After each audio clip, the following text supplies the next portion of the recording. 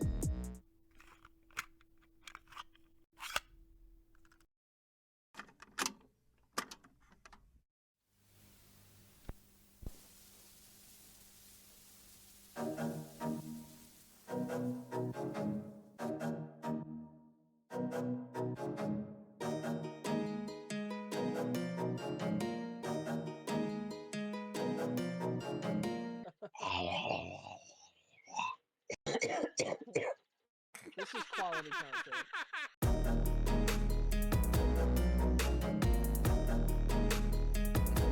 Dude is my age.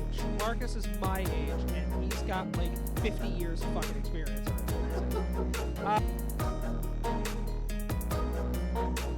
Because what the fuck out of her chest.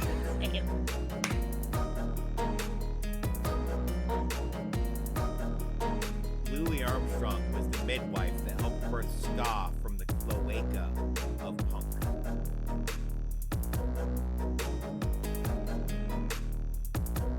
You guys heard it here first at LTN Media. There's packs of wild stray dogs that control most of the major cities. Anytime you just hear, almost the lava. It's like, oh shit, it's about to go down.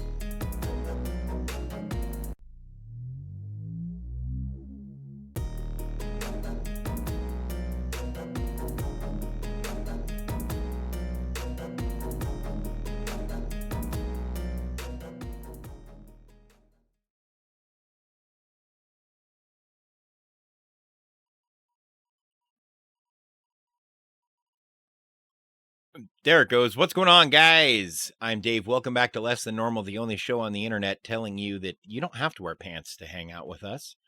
We don't care. We can't see your dick. Chris?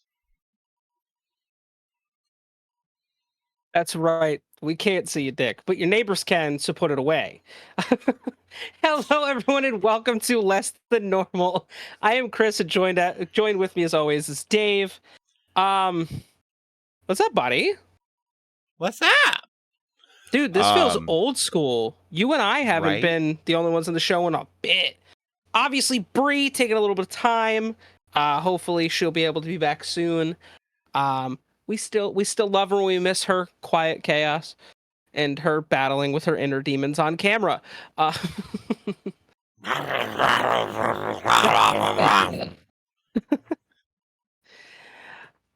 We've got some fun stuff to talk about with you today, as well as just want to give a quick plug. If you guys want to hear me in two spots at once, I am currently live over online.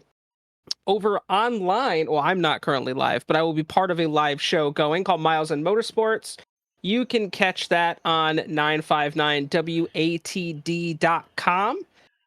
You can hear me do a little 2-minute blurb about racing, or you could not. I totally get it. You guys must get sick of hearing me talk for 3 hours every week anyway. But shout out to my boy Miles and the whole crew over there for doing a cool little collab. Dave, how was your 2 weeks? Because we didn't have a show last week. Well, I've been getting sucked into Fallout 76, which is vastly improved from launch. Oh, it's such a better game now. So I've been doing this new thing called Crypts and Cryptids. Where I'm not giving a shit about the main story. I'm just hunting down all the weird shit in games as character Ethan Lockwood. The thing is, Fallout 76 was apparently the correct game to start that series with. Oh my god. Yeah, there's a lot of shit in that game. I've also been getting sucked into Paper Mario because I'm like, because I had a nostalgia thing going on, and I'm like, man, I wonder if Super Mario RPG is on the SNES thing on the Switch, and it's not, and it made me very sad. But then I looked, and Paper Mario is, which is the spiritual successor to Super Mario RPG. They're very similar games mechanically. And in how they tell their stories, at least so far. Yeah. Pardon me while I die. Dave has to go to the dying corner. You haven't been at the dying corner in a while. It's you've been doing good. Dude, allergies are so bad right now. My eyes are itching crazy. Oh yeah, no, I totally get that. It's been the same here. But yeah, I finished. I'm still kind of playing Starfield, just not on stream anymore. But I finished Starfield. It's good. I liked it. I'm gonna be honest. I've only played that little bit of time. I have not really had a chance to play at all. You should. It's Oh yes. like if you like the Fallout games and if you like Skyrim, you'll probably like Starfield. Oh, and from what I played of Starfield, I had a blast. Like it's such a great game. I just haven't had time. I also, for those of you who follow me, you may or may not know, I also went live for like an hour and a half at 2 a.m. last night, 3 a.m. for those of you on the East Coast. I've been playing around a little bit with Space Engineers because I think there's a way that I can turn Space Engineers into 3D RimWorld where we can go to different planets and enslave people and harvest their organs.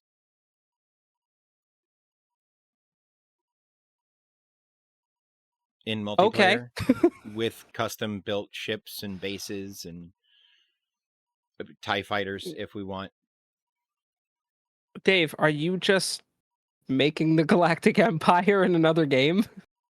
Don't you start with me. Is that what you're doing?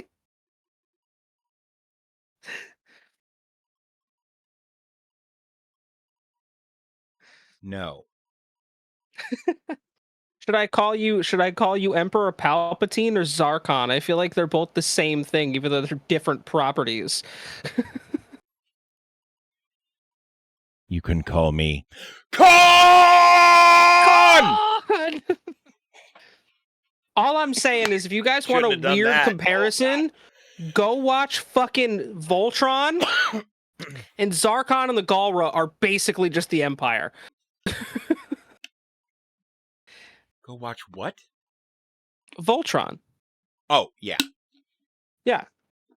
Yeah, the Galra are basically Yeah, with a just different the brand of Empire. space magic. Yeah. They're the Sith, but with magic. Like actual the Sith magic. also have magic too. They just call it the Force. A space wizard is a space wizard, regardless of what MacGuffin is powering him. Okay. Can we just stop calling them Jedi and just please start calling them all space wizards? The Church of Jediism might not like that. That's a real thing. Well, they don't exist anymore, remember? Yes, they do. On this planet. Is that a real thing? There is a church. Yes. Hold on. This is news to me. What? Yeah, it's been a real thing for like decades, man. No shit. Yeah. I think it predates the Church of the Flying Spaghetti Monster. Dude, shout out to my Pastafarians. As an Italian, I can get behind that. You mean to tell me I get to worship a giant monster made of spaghetti? You fucking kidding me? My Italian ass is Cthulhu. like, but can we eat him? It's just Cthulhu with extra steps. You know what? That is fair. Or as I like to call him, Sky Daddy. What? No. It's supposed to be Elder Daddy. Elder Daddy? Oh, yeah. I mean, either way. Either way, I guess. Not to be confused with Eldar, Eldar, Daddy. Because that's Elrond. He's an Eldar, a high elf.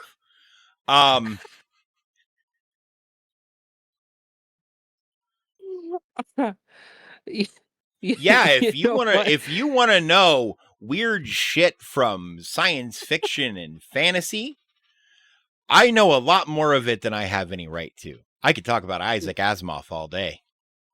Oh, Jesus Christ. I don't even think Chris can spell his name. I don't know. I'm a hockey fan, so... To be fair, I struggle to spell his name. No, Asimov is a hard name, though. Yeah. Well, it's funny because anytime I hear like a Russian or a name like that, I'm like, yeah, I'm a hockey fan. I'm so blinded to those types of names. Mm-hmm. Like I couldn't spell most of them, but I can pronounce all of them.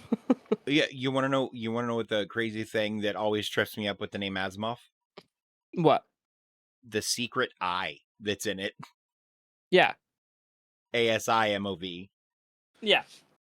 There's a player in the NHL that has a very similar last name. Instead of an M, it's an I, or not an I, it's an N. So it's Artem Anisimov. So it's like very close. You just add a couple letters, I guess. Or I don't take know, them out, man. depending on which direction you're going. Indeed. Speaking of hockey, we have Thanks, season Brandy. 2 of Fucked Up is coming back Friday. The girls and I recorded last night with a whole Go get new fucked setup. up with Fucked Up! Woo! We're banning Dave from the Stanley Cup finals show, so he can't just predict everything. Although I throw out a hot take prediction, and the girls are gonna lose their shit if it comes true. So I mean, dude, yeah. if you want to give me the stats now and the stats at midseason, I will tell you who's going to win the Stanley Cup Finals, barring injury, death, etc. I don't know, man. Everyone thought that the Bruins were going to win the Stanley Cup all year, and then the playoffs they fucking choked. They not only did everyone think they were going to have Dave, the Bruins had the greatest season in NHL history. Yep. And then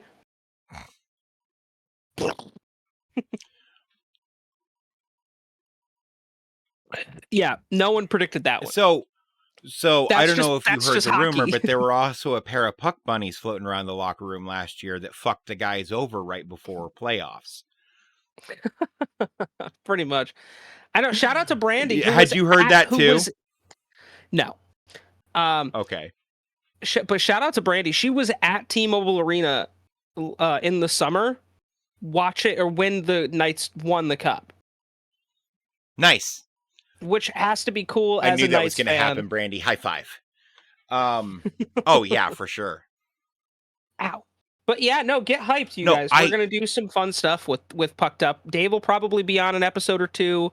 It's gonna be fun. I looked into the Bruins just bombing the playoffs because that's a statistical anomaly that, like, on that scale, there's some other factor involved. It was so bad. The only thing that may have been worse than that was a few years ago when the Tampa Bay Lightning. That's mostly there for the girls, Brandy. If I'm being honest. Yeah. They get wild. Fair. Their conversations are nuts. Just wait till you hear Pucked Up on Friday. Oh God. But yeah, like 3 or 4 years ago, the President's Trophy is handed out to the team who has the best record at the end of the regular season before the playoffs. Well, the favorites to win the championship that year were the Lightning. Lightning won the President's Trophy. They got swept in the first round by a wild card team. Swept. It's like, that's and embarrassing. Something big has to happen to go from being the best team in the league to just getting stomped by what ostensibly at that point amounts to a nobody. Because if you're a wild card in the finals, you're a nobody who made it in by the skin of your teeth. Unless you're the Florida Panthers, then you're a nobody who somehow miraculously beat everyone's ass to make the Cup Finals. Which, ironically, them getting their own asses beat. Right. So I have Sunny D. That's the beauty of the sport. Ooh. I love Sunny D. And I was thinking about mixing it with vodka. But then I'm like, man, but I can't call it a screwdriver if I do that. And I'm like, well, what is Sunny D known for? Nope. Picnic screw it is. Or you can just cheat and do the Sunny D vodka seltzers.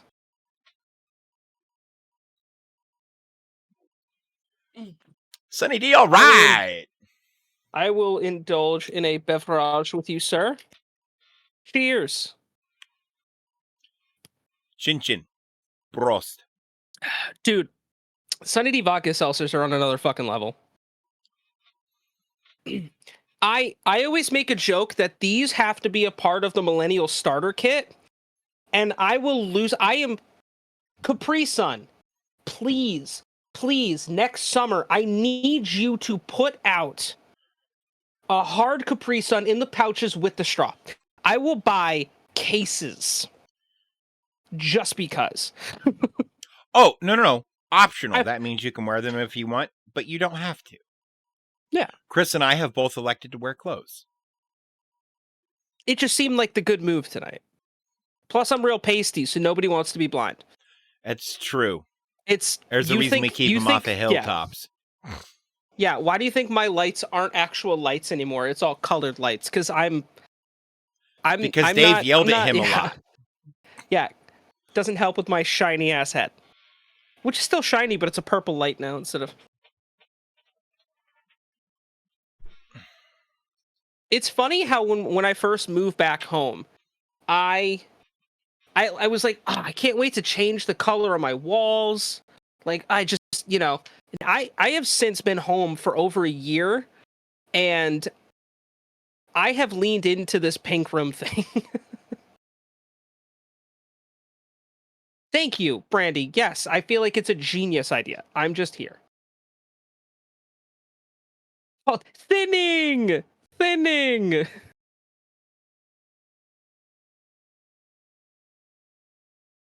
Hey, Dave, can't hear you. Just can't hear you.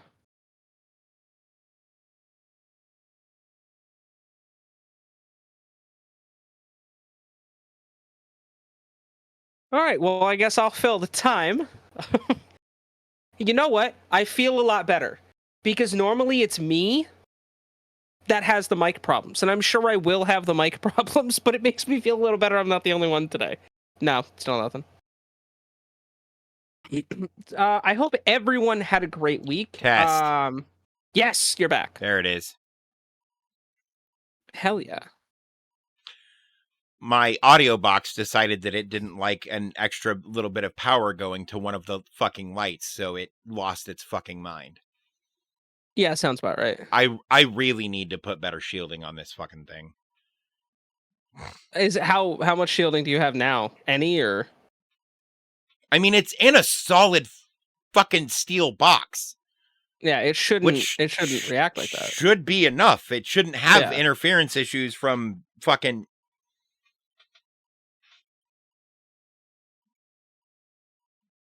Thank you, Darwin.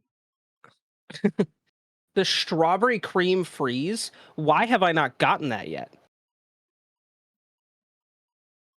Do I need to order Taco Bell I for had dinner? just said fuck, Bean. What was I saying? What were we talking about when my microphone decided it was going to fuck itself in the ass we were and become talking the about how I Ouroboros of fucking pain and despair? bite the pillow. It's going in dry. We were talking about how I just leaned into the pink room, wrapped in barbed wire. Usually got to pay extra for that kind of entertainment, Cotton. Well, that way it's self-lubricating. Yeah. Yes, that is true. That's very fucked up, but true. I don't have a lot of extra stuff to talk about. I did, dude. Pretty great Sunday for me. Woke up early to watch my football team in England. Lose? Actually, decide. No, they won. It took the Jaguars 4 weeks to realize, hey, we play football. And then I was gonna say because they haven't been doing great this year. No, they're 2-2. The Vikings are 1-3 though. So I mean, yeah, I expect that though. It's the Vikings. Yeah, they're gonna suck it up till they're gonna suck till midseason. Then they're gonna smash everyone until playoffs, make the wild card, and then forget how to play fucking football again. Because that's the kind of shit they do every goddamn year. Oh, there's rumors unless they finally took my advice and they're throwing a season so they can get a better fucking draft pick. Well, they might be because there's rumors they're trading their 2 best players. So, but no, it's dope. After that, to watch my boy Ryan Blaney win at Talladega, which is sick. Also, NASCAR released their schedule for next year. A new racetrack. Shout out to the Midwest because Iowa Speedway finally on the NASCAR Cup Series schedule. Really? It's about fucking time. Dude, that is the nicest fucking track in the Midwest. Period. Well, an IndyCar goes there every year. No, Newton. Newton. I will let you know. You can strip down if you want, Brandy. I ain't stopping you. Newton. Get naked, girl. Get naked. But yeah, like my whole thing with that is NASCAR has owned that track for like 10 years. Yeah. Nothing's been stopping them. So like Actually, you know what might be stopping them? what? Licensing. Which I don't know how And that I would can work explain because that.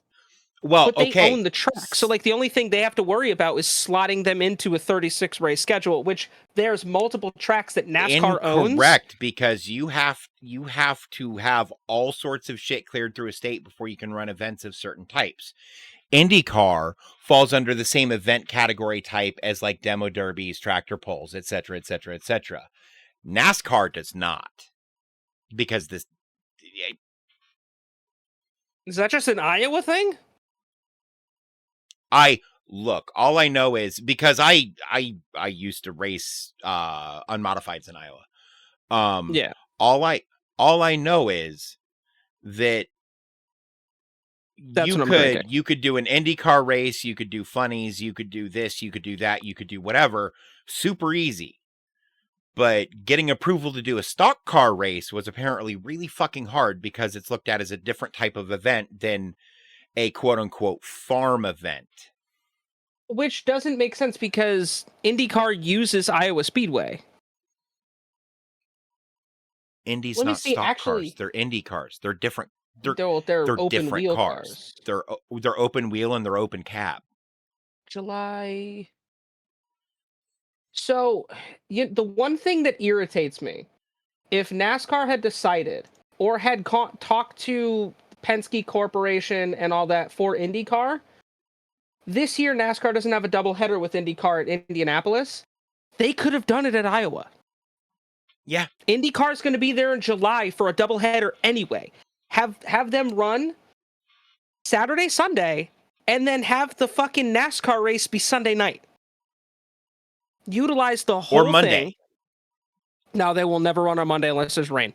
But you can have, because that race, if you put the No. Sunday I'm race saying for Iowa run the IndyCar race Monday day. No need to. Saturday night and Sunday midday, not even midday, like noon, and then have literally after that, just have the Cup Series run, Timeout. or wait till What like does 5. midday mean to you? What midday? I guess is noon. I don't know, like 2-3 o'clock. No, that's the afternoon because it's afternoon. Midday is between like 11:30 and 12:30. Okay, so midday, Mr. Literal.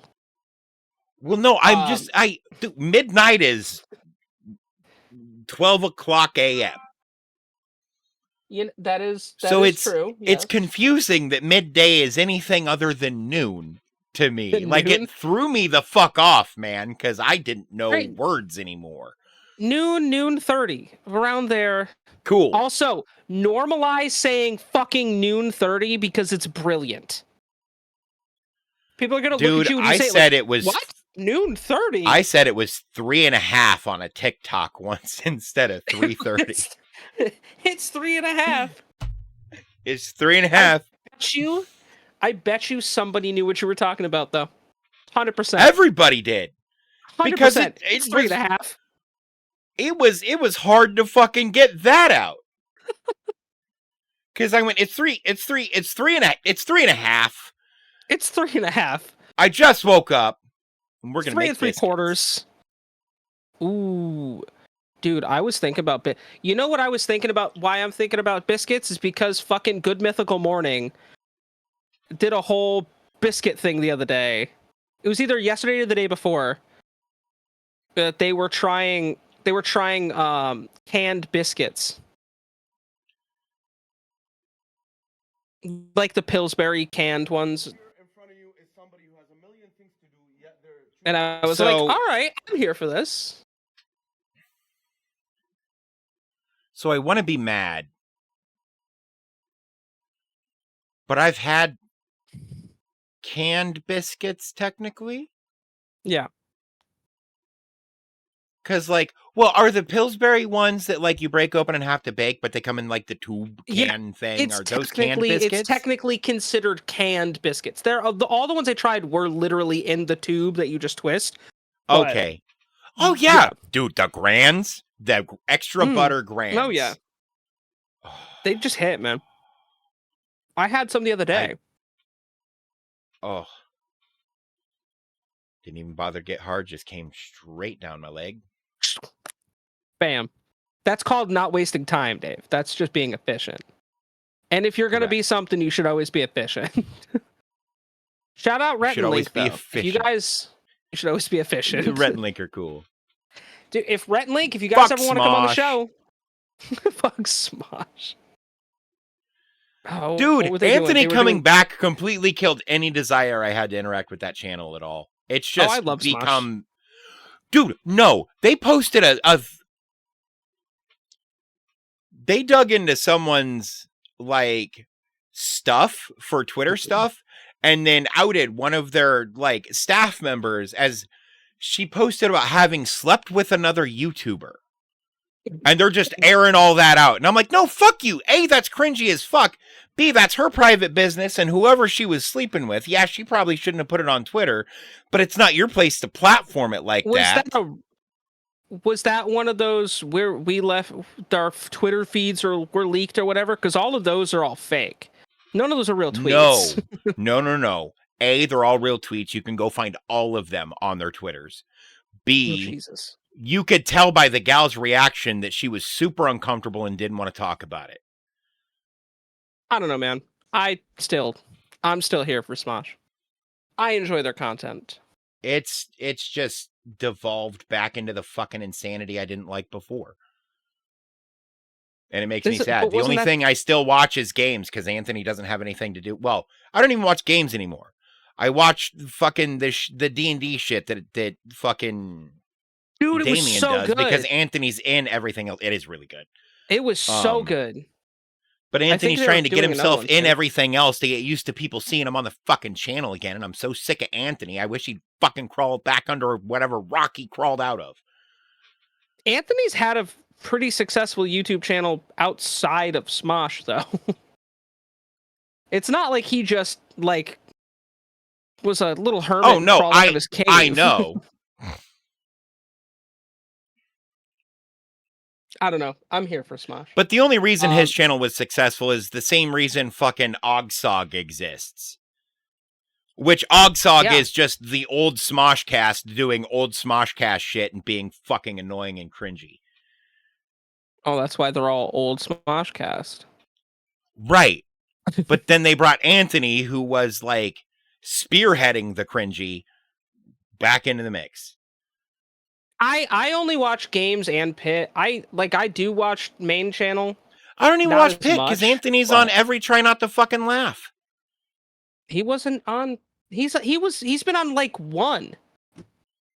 Okay, well that one is the only one that they've shown me. Literally, and they just keep showing me the one I haven't watched. Yeah, he has not been on any of them. He's on like every once in a while. He's on stuff. He's not on everything. Well. Okay, then apparently YouTube is trying to get me to realize Anthony's back, and I know Anthony's back. That's why I haven't been interacting with the channel. He's not like on much. He was on, let's see, games, the most recent Smosh Games episode. It was they played Moose Master and he wasn't in it. They did a lot of the board. He's only been in like one board AF thing, but everything else is mainly just Shane because Shane is Smosh, I guess. Everyone loves Shane. I was gonna say I like Shane. I found the Biscuits one. Oh yeah, dude, it's great. Yeah, and he's not really in much of the Pit stuff. Like he's in a few videos here and there, but not all the time. Okay. Bree, you're not Anthony because you didn't sell out the rest of everybody else for a little bit of money and then run away because things were changing and you didn't know how to deal with it because you're a big fucking whiny bitch who decided to get Sharpie marks tattooed all over your fucking body for no goddamn reason like a fucking child. Do you need a hug, Dave? I Do you want just to talk about really it? hate the cyber sigilism tattoos. I think they're freaking stupid. Our title should be Dave Gets Spicy. I am a little spicy today. You are. You are fired I up. I I really don't like Anthony. I really don't like the direction Smosh is going now. There's a Nobody couple asked of Dave things that Star Wars haven't questions. changed in every dude, I would rather talk about Star Wars than fucking Anthony Padilla. I heard a rumor that somebody or it was I don't think it was a rumor, but somebody in an interview talked to George Lucas and he said yeah, he'd be open to coming back and directing for a Star Wars film, and I was like, "Okay. I'm here Yeah, for Disney will this. never I'm do here for that. George." Yeah, probably I'm not here cuz for it they're too. like Disney we will own never it do now. it. um but yeah, I feel like that would be super cool. I'm down for that. I still got so much Star Wars shit to catch up on. It's not even funny. I Um don't, because I stopped watching it. Hey Dave, do you like Star Wars still? I like some of it. Some. Some of it. Well, hey, it's better than nothing. I like Um episodes 4, 5, and 6. but those are classics. I tolerate episodes 1, 2, and 3. The Knights of the Old Republic games were great. The Old Republic MMO, like, they've made changes that even their community's like, really, what are you doing? So that game has been struggling. I really liked Jedi Fallen Order. I thought that was fucking incredible. That was a Oh, that really game well was done so game. good. I love But that's Mark good Hamill. Star Wars. Yeah, Camill's the man. He's Luke Skywalker, he's the Joker, he's the trickster, he's the prankster. He's Burt Kreischer's dad in a movie. That sounds about right. That's who they cast as the father in he is Chucky. He's Chucky. Um He does all sorts of, like, he will randomly, like, just go into a recording booth and just do a bunch of, like, small shit for, like, a series. So, all right. But I don't think that that was his fault. That movie was good. Like, people shit on the remake of Chucky, like the Child's Play remake. I thought it was good. The doll was fucking nightmare fuel. But I don't think that movie was entirely his fault. Well, it's just like nobody blames Ryan Reynolds for Green Lantern. No. How can you blame Ryan Reynolds? Clearly, it wasn't his fault. Funny thing is, I didn't hate Green Lantern. It wasn't good. No, but like out of all of those it was okay films, to watch. I can watch that one. It's not even a DCEU film. It predates the DCEU. That's true. Yeah, like the doll, they made the doll look like. Okay, so do you remember when like they tried to remake Furbies? And they had those digital fucking eyes? That's basically what they turned Chucky into in the remake of Child's Play. Interesting. It was weird. But like the movie itself was good, but the doll was. I like the Furbies with the digital eyes, though, to be fair. I think over in that corner of garbage, I still have an original Furby from when they came out, from when I was a kid. Oh, I just like the digital ones because you can do firmware updates to them. To the ones with the colored eyes, just give you them can make fucked their eyes up look like red fire eyes and shit. Oh no, you can make fire appear where their eyes should be. That's epic. Yeah, you can do all sorts of weird shit with them. Apparently, shit. I'm here for that. Yeah, no, look. There is a huge Furby modding community that I fell down a rabbit hole a few years ago, and I'm like, yo, some of this stuff real cool.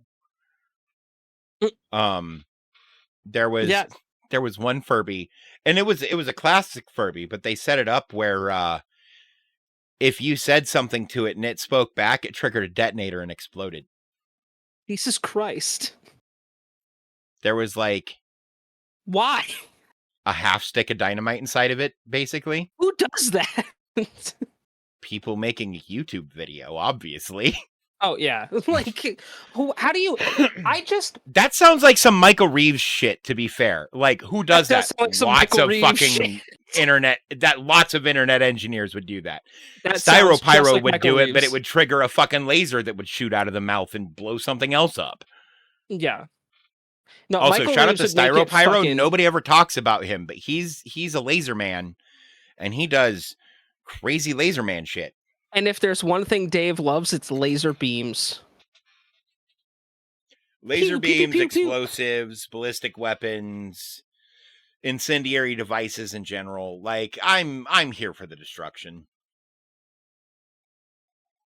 You know those friends that we all joke about that we have that they're like, yeah, these friends are great, but this one just wants to watch the world burn. That's me when anyone asks me about Dave.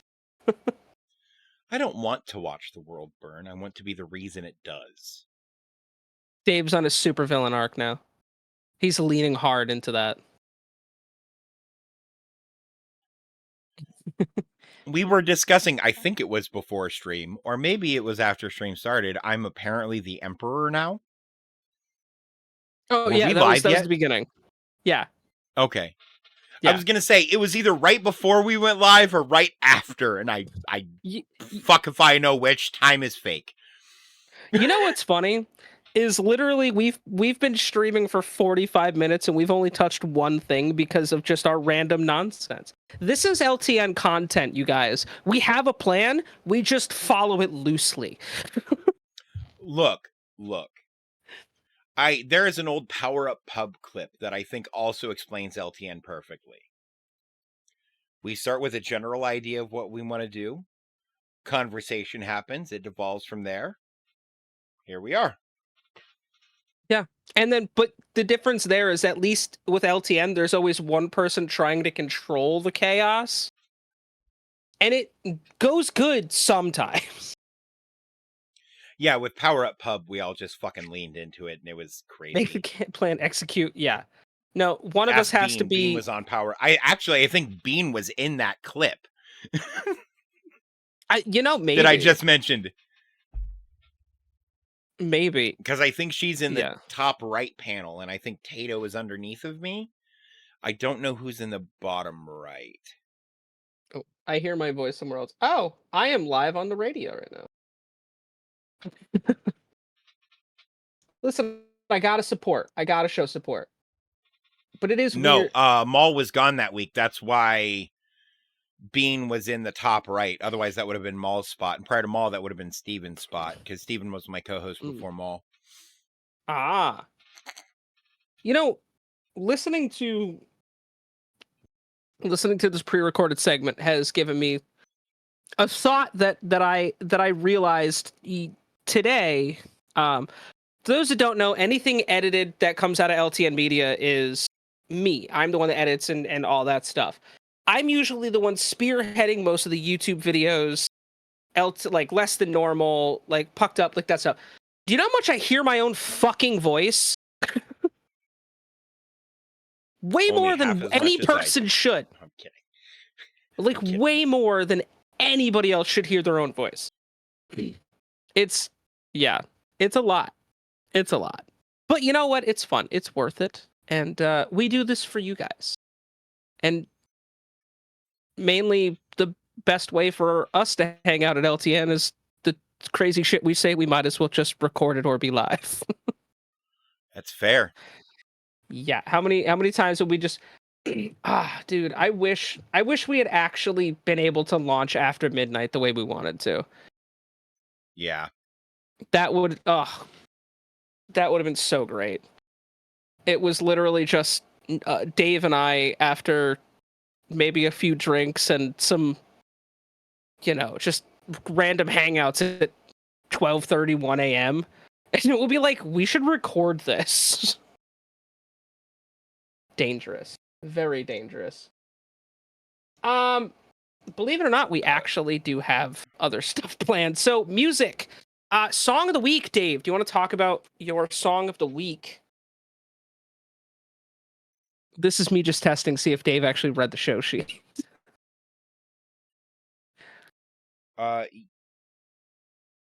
Yeah. So your song of the week is Closure by I Prevail. You threw me Yes. off because you said my song of the week, and I don't have a song of the week. Yeah, you did. No, I kind of have a point in time on a particular device more than a song of the week. Well, that was your honorable mention. Your song of the week is right underneath mine because that's what you told me to put.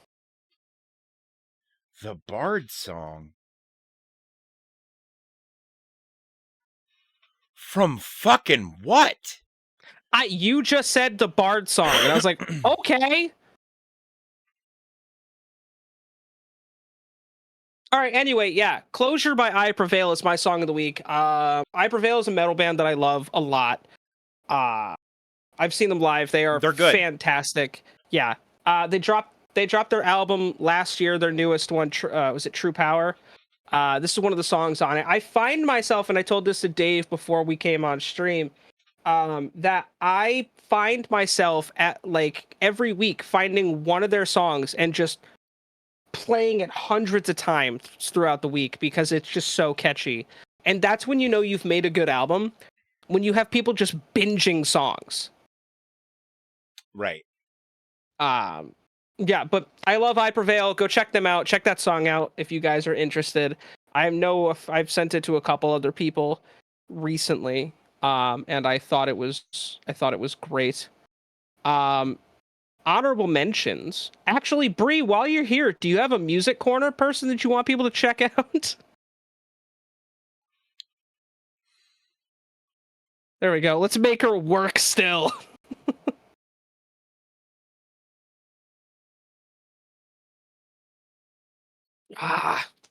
She's gonna make us wait. That's all right. We'll wait. We'll all wait for you. It's all right. Impromptu. You got to keep your. This is how you're a good employer. You have to keep your employees on their toes. Bree wasn't expecting this at all. You can only be an employer if you pay people. Otherwise, you're a volunteer coordinator. Is that how that works? Yes. Oh, well. Shit, what are we gonna tell Also, Barry implying you're an employer, implying you're an employer and she's an employee means that we need to pay work comp, etc., etc., etc. So maybe don't use that word, because the IRS can be dicks. Yeah, that's true. That's true. That's true. What are we gonna tell Barry, who cleans the LTN office? You know what? I'm not worried about it. He's imaginary. Is he? Did somebody stick LSD in my water again? Not again. Still.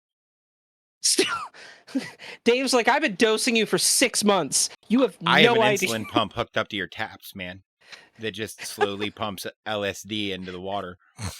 Is that why all I hear is more than a feeling?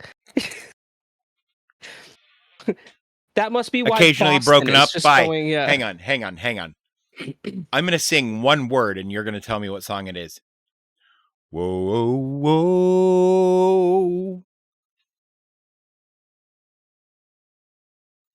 I'll sing the second word. Whoa, whoa. Oh, okay. Everybody was kung fu fighting. Kung fu fighting. Those hands were fast as lightning.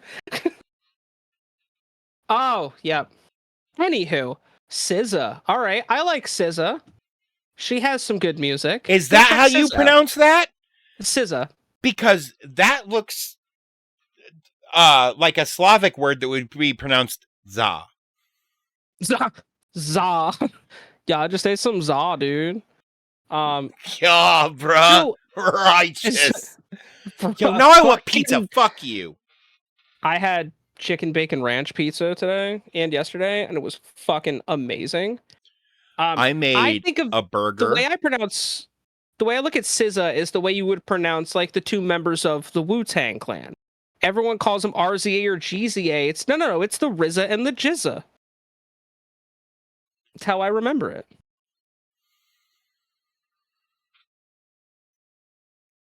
I mean, that is absolutely how they say it. So I'm aware. It doesn't make it good. I don't care. They are My rap dad legends. couldn't spell toilet, so he wrote shit paper on grocery lists. That's terrific. I mean, that's I what it learned how to is. spell toilet.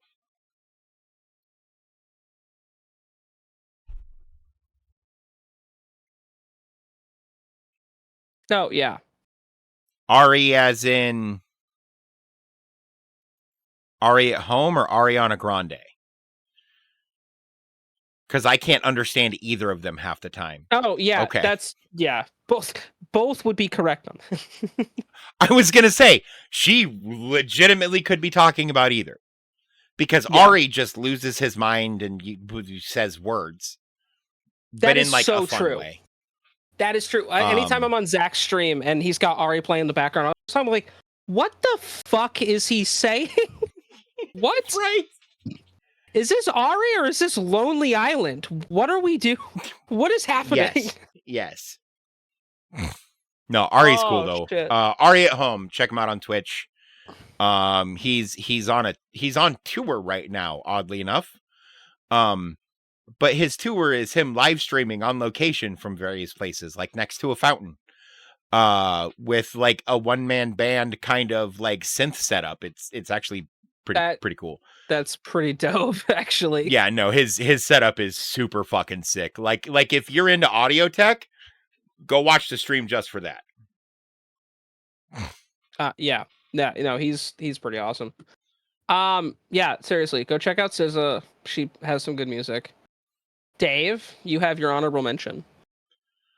So I want to talk about the music on the Nintendo 64 because I really feel like that kind of started changing. Like, okay, so we all know games like Metal Gear Solid is a great example. Like the modern Metal Gear, we'll just say Metal Gear Solid 5.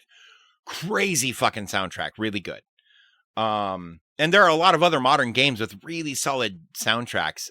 Horizon Zero Dawn has an amazing soundtrack. But I really feel like that first got its real push on the Nintendo 64 with games like Ocarina of Time, honestly, Super Mario 64, the Banjo and Kazooie games had complex orchestral soundtracks at points. Really anything Koji Kondo touched. So my honorable mention is really Koji Kondo. For writing just a fuckload of incredible music. I mean, he wrote songs. Ocarina of Time came out 27 years ago. There are people still finding new ways to cover songs, specifically versions of songs from that game, because they're so well done. That's nuts. That also makes me feel old as fuck. Yep.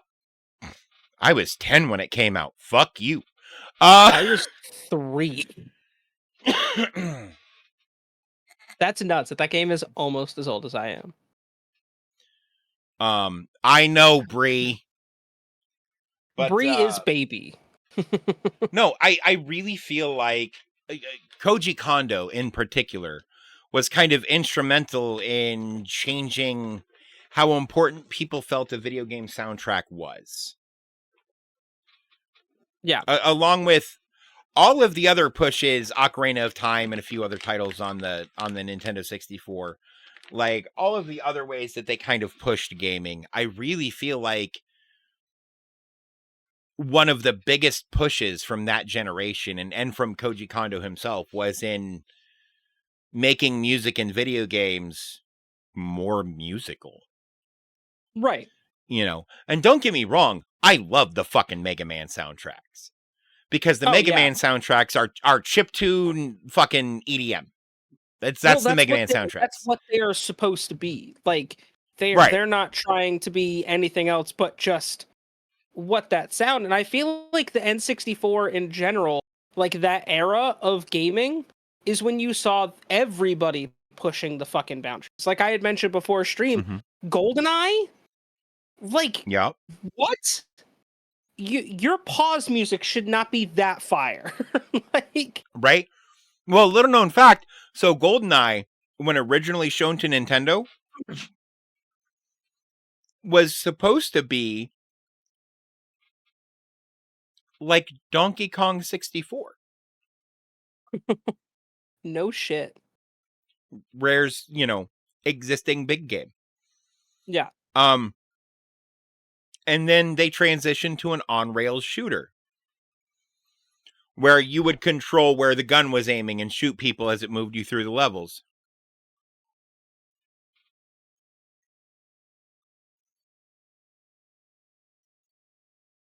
That is epic as shit. Nice. That is epic. Can you give Ari a shout out, please, Zach? Absolutely. Yes. Um, Well, I hope you had a good nap.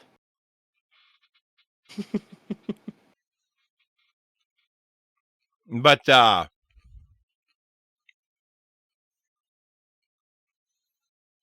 There you go. no. Thank you. And then Nintendo was like, okay. And then they decided to make it an entirely different kind of game without Nintendo's approval, Yep. where it was what we now know the game as. And the director was told not to do that. He just elected to forget to tell everyone else that they were supposed to not do that. And then they just 'Cause happen to make one of the best games in the history of video games. I disagree with that strongly. I feel like the follow-up game to that was far superior in every way. Yeah. I don't want to say, all right, so I won't say best. I would say at that time, one of like the most revolutionary games. At that time, one of the best in Yeah. revolutionary, yeah. Because they changed how a first-person shooter worked. Because prior to that, your gun was always on the same plane. You couldn't Yeah. aim up or down. Yeah.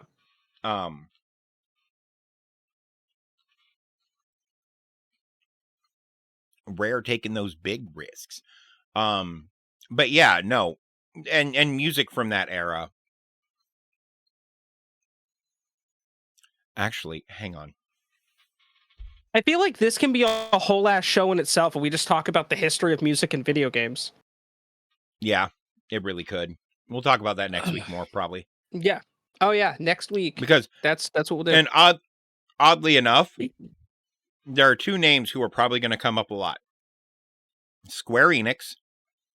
Yep. The developer, because of Final Fantasy, etc., and Koji Kondo, because basically all of the good Nintendo IP music came out of his head for the most part.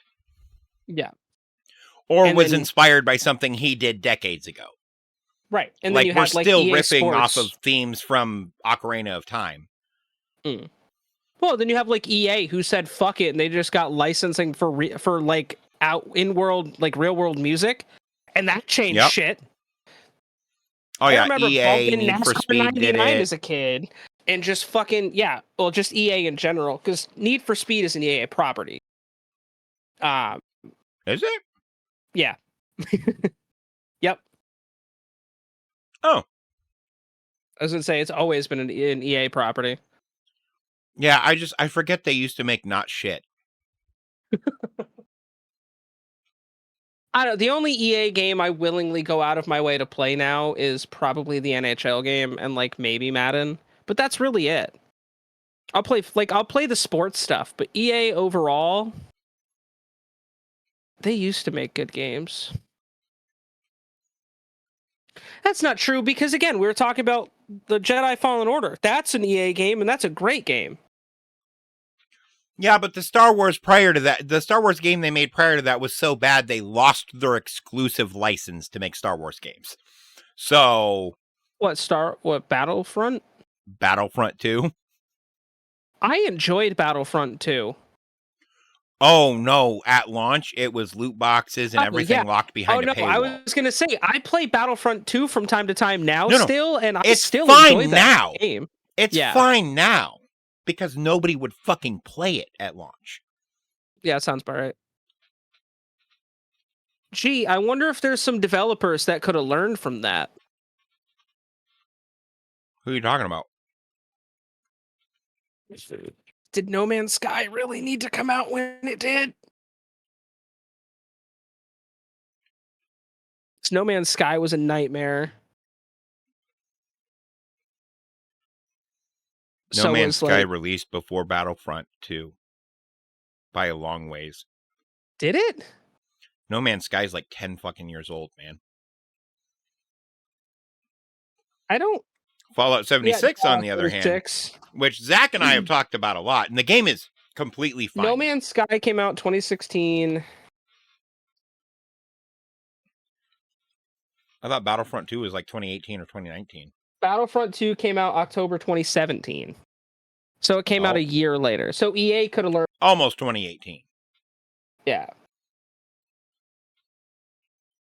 Yeah, they could have learned from No Man's Sky too. But oh yeah, no, classic example is Fallout 76.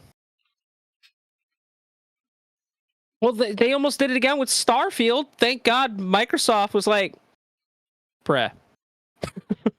Let it cook. let's take a step back here and think about this. Oh right. my No, God, yeah. yes. Zach and I talked about this because if they had just released the campaign as a standalone thing and said, "Hey, we'll release the multiplayer for this for free later when it's done,"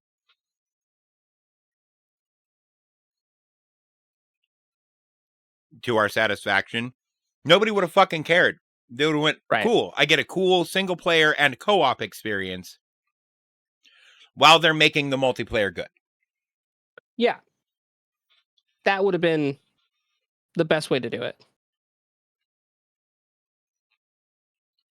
Well, like, and I don't know. I feel like 343 did a weird ass thing just in release anyway with how they released that game as a whole. Like, they didn't release a full game at launch.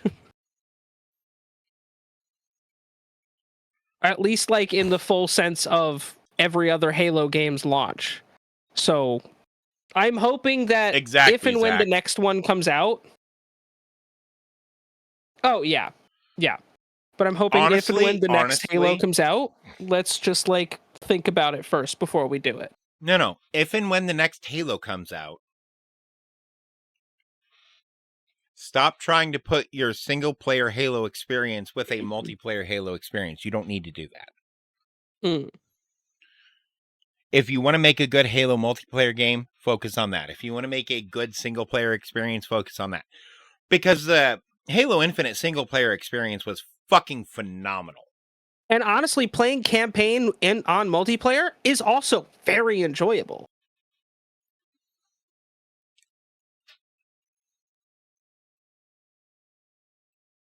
I have a couple friends that I play multiplayer with the campaign with, and we always have a good time.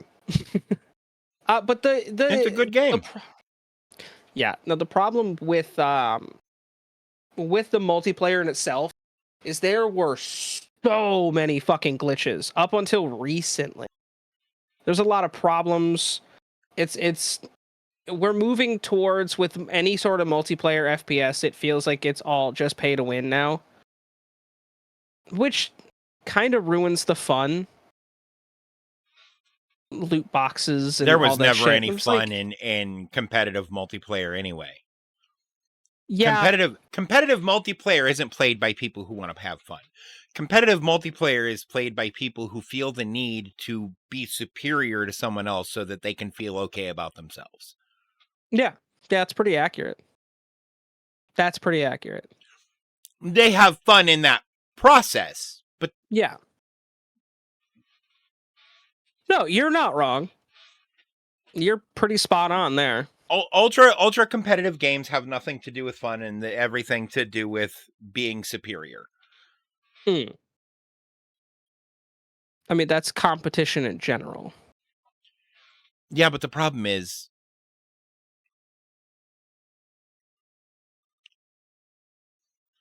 being superior to a bunch of 12-year-olds in, say, a Call of Duty lobby, congratulations. You can beat up Oh, sixth yeah. graders in a fake Yep. video game. Yeah, Good job. you're not going to get an argument here. Where's those life skills? In that's hell. Because, like, I enjoy playing multiplayer PvP shit, but, like, well, like when we were playing Splitgate, right? Mm-hmm. Where I just get to fuck around and have a good time and watch the weird shit happen with friends. I have never enjoyed being in a lobby with people I don't know, ever, in any game. You know what I'm here for? You know what idea we need? What? We need a Tron open world RPG. No. Why not? That would be so much fun. To hang out on the The grid? Tron, no. Tron is so convoluted and messy in story. You'll never get something that either A, the player base likes, and the fan base of the existing Tron material will like. It's going to be a PR fucking nightmare. It'd probably be an enjoyable game if they didn't Tron brand it. The problem is with the branding, not with the concept. Mm. Because there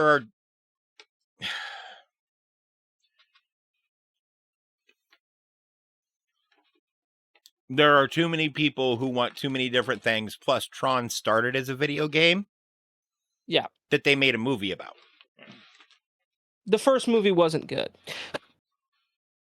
The second one, Tron Legacy, is a fantastic film. Zach and I have both talked about how we feel like the Tron Legacy soundtrack might be the best soundtrack of any movie. The original Matrix. Yeah, that one is pretty good. Yeah, no, that one is good. Yeah, the end title credits theme is "Wake Up" by fucking Rage Against the Machine. Yeah, I'm pretty sure there's like 2 fucking Nine Inch Nails songs in that movie, or there's at least one Nine Inch. I think there are two. Yeah.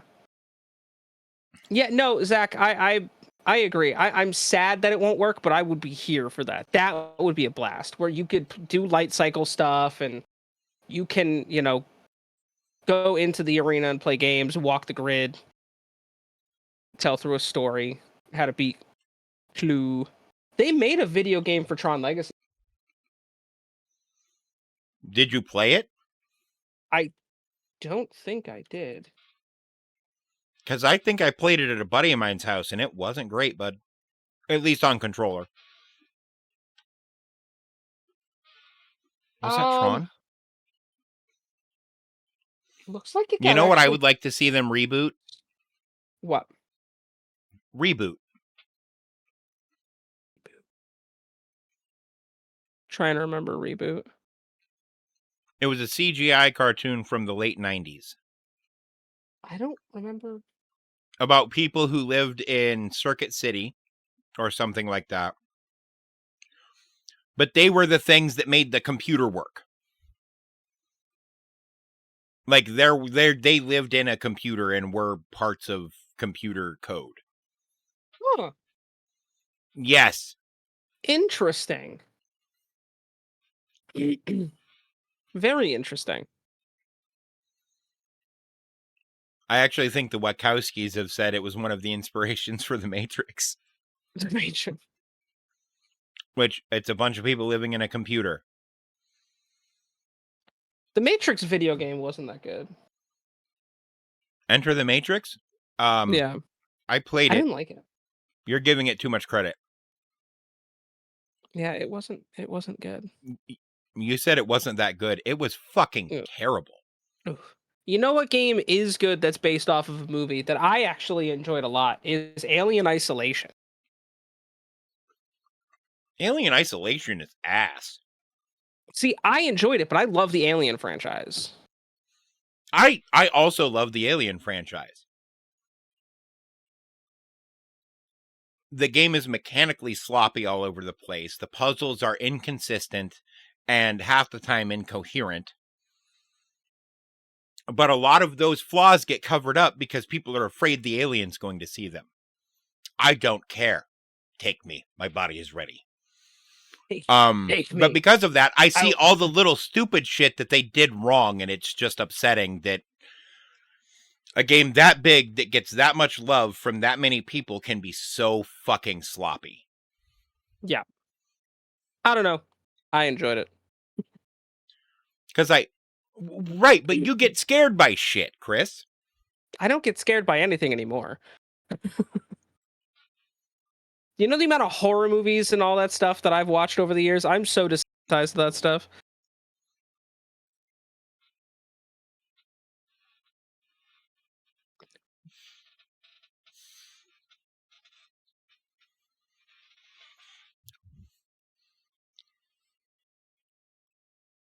What just I happened used in to your do a brain? thing. I used to do with it. You reminded me of a thing I used to do Oh God. when I was doing mentalism stuff.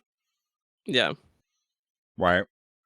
I do a few things to establish a baseline of, okay, this guy actually knows what the fuck he's doing, right? Regardless of what bits I was doing. And then I'd ask for the bravest person in the room, the person who isn't afraid of anything. And without failure, someone would always stand up and volunteer, yada, yada, yada. I'm like, cool. I'm going to look into your future. And I would always tell them the same thing because those people always have the same fear.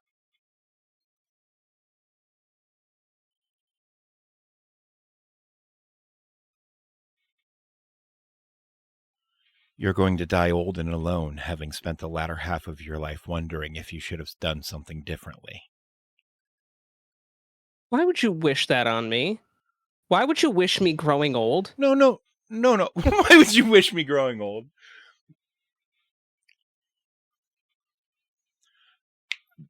That always freaks people out. Yeah. And obviously you do it with delivery, etc., etc., etc. Yeah, Right. same, Brie. I kind of had the same feeling. But I'd be that guy that'd be like, yeah, I just have anxiety. That's just me every fucking day. See, the difference is scary movies, like that stuff, doesn't scare me. I have anxiety. I'm a little bitch about 99% of everything else. I wouldn't volunteer. I wouldn't even be in that fucking room.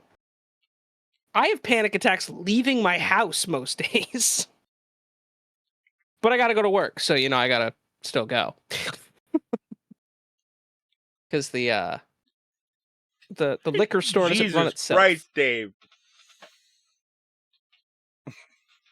Oh God. My brain just went, I had a panic attack all over your mom's face. What? Why? Why is that in your brain, Dave?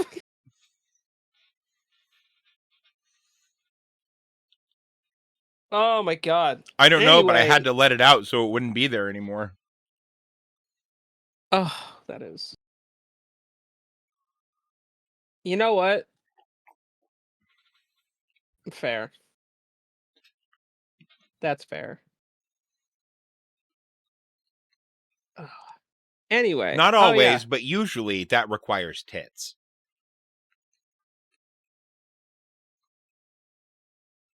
Yeah. Yeah. A lot more sugar daddies exist in the world than sugar mommies, is all I'm saying. Grow some tits. You heard it here first. I'm gonna try. Yeah, I'm gonna try real Hey, hard on that one, hey. Bree. Just do whatever I did.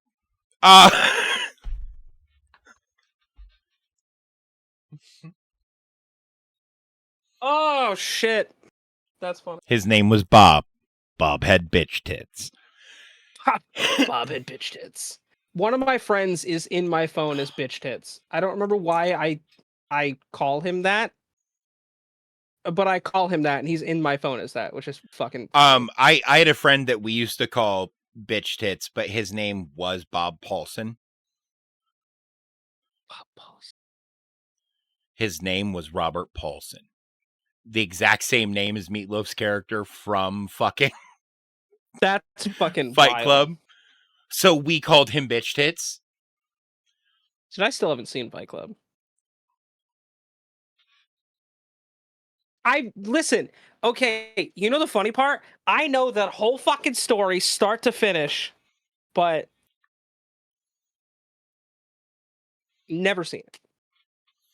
So my daughter came over with like a small herd of her friends the other day, right? Small herd. There were like 4 in total. Dave's fucking apparently on a cattle ranch.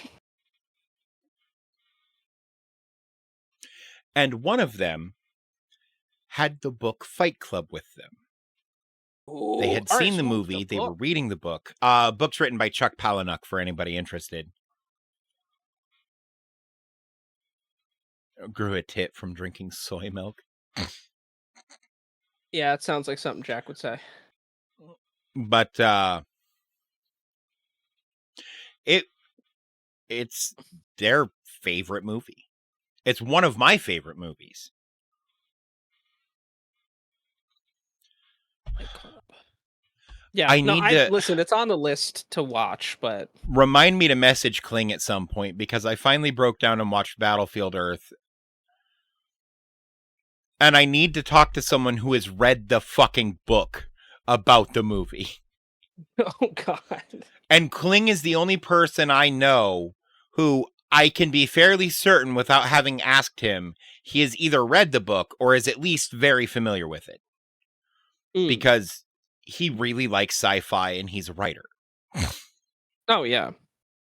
Dude, sci-fi. So like I have found more good sci-fi movies than I think any other genre.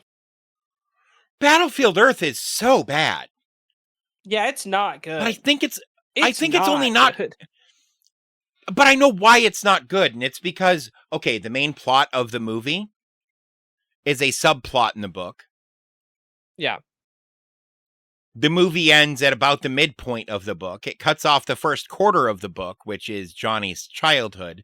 You never learn Johnny's name. They never expand on the arc with the fucking secretary, which is a huge fucking deal. The timeline is compressed from like 5 years to a month. Battlefield Earth is as bad as the original Dune film, which was not good. I never saw the original Dune film, but to give you an idea of how much stuff they cut out of Battlefield Earth, about a Battlefield 90-minute Earth is a movie, massive right? book. Yeah. This is the book. Yeah, you could have easily made 3 films out of that book. It's the same length probably as more. the Lord of the Rings trilogy. Yeah. They fucked up. They fucked up hard. They fucked up big time. It's because the same, there are it three literally is the same as Dune. There are 3 distinct acts here that they could have broken into 3 separate movies. Yeah. You know what the underlying theme is through all the acts, though? That they completely What? leave out of the fucking movie in any meaningful way? What? Math. There's a reason for it, though. They're all really confused by cyclomath. Yeah. Because cyclos do math in base 11. Because they have 11 fingers. Right.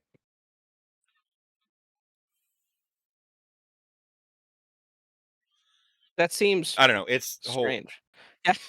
I was like, what, to that have 11 seems fingers? Strange. Yeah. Well, yeah, for us, because we have 10, but if we all had 6 fingers on our dominant hand and 5 fingers on our non-dominant hand, yeah, it would be. that'd just be the norm. Yeah. No. Nice. Yeah, Atlas I is actually like have... reads some heavy shit, man. Do I still have my copy of War and Peace? I'm pretty sure my copy of Art of War is still in the other room. I haven't read that since elementary school.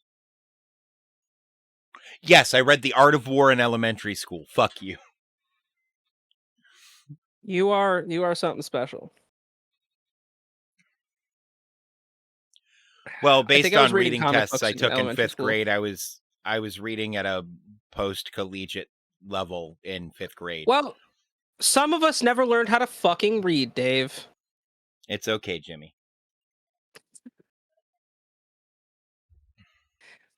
I love that that's the fucking the lore we go with in LTN is that I'm just Chris and I never learned how to fucking read.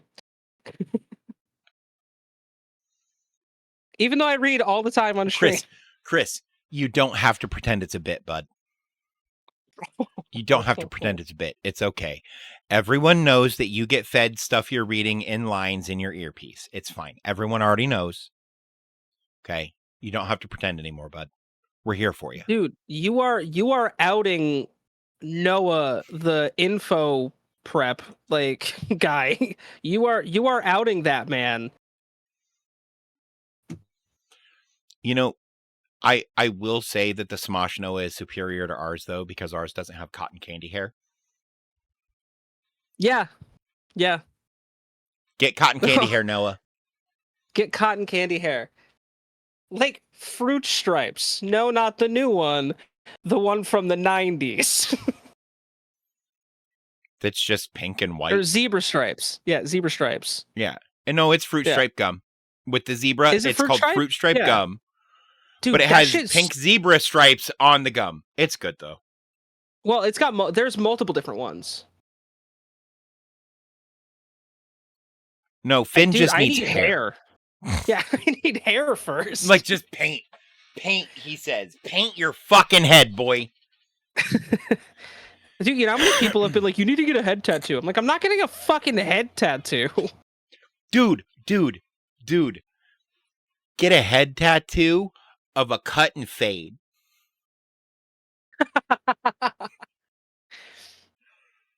Yeah, it just with like my color hair, or should I do it like a different color to make no sense? No, black, like jet fucking black. Oh, dude, that's gonna suck. Yeah, that might suck a lot. Become Aang. Get a blue fucking arrow, dude. Yes, I need to become a fucking airbender.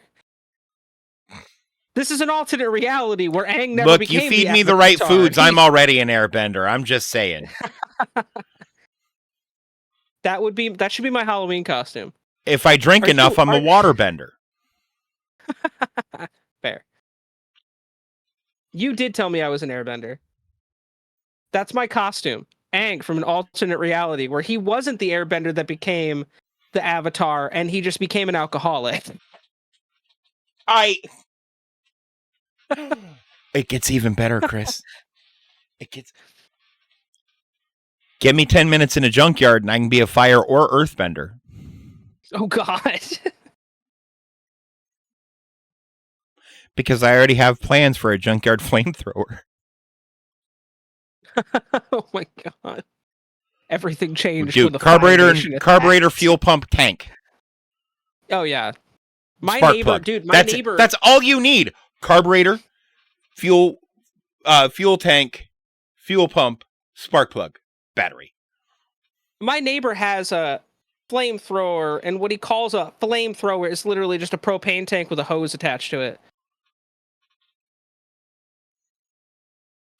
I was like, you were out of your fucking mind, man. I mean, I have a can of hairspray at the moment for when there are spiders in the house. He's already lit his house on fire, I usually just spray them with hairspray, but sometimes... Oh my God, yes, Chris, get a white rabbit tattooed behind your ear. That's your hair. H-A-R-E. I like that, Lil. That is clever. White rabbit. It could. I mean, I'm the Mad Hatter. Yeah. That's fair. That's fair.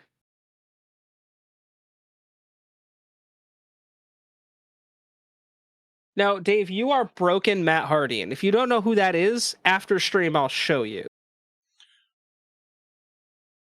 I know who Tom Hardy is. Yeah, they're not related. Not Matt even a Hardy's little a wrestler, isn't he? Yeah. He has a gimmick where he just went fucking crazy. And every time I watch him, I'm like, I know this person. Look, all I'm saying, Chris, is I just had the idea in my head. So you know how I have this, like, Eldritch horror Willy Wonka in my head. Dude, yes. I have an idea for another one that I will call Lewis Carroll and Lovecraft. Can you imagine the Cheshire Cat, but as a nightmare horror from fucking beyond the stars? I can. Hello, child.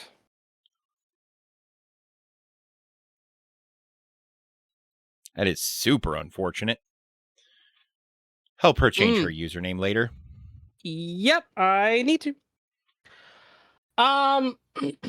But yeah, no, I am hoping that we can get at least by the beginning of next year get that D&D campaign going, because dude, that's gonna be insane.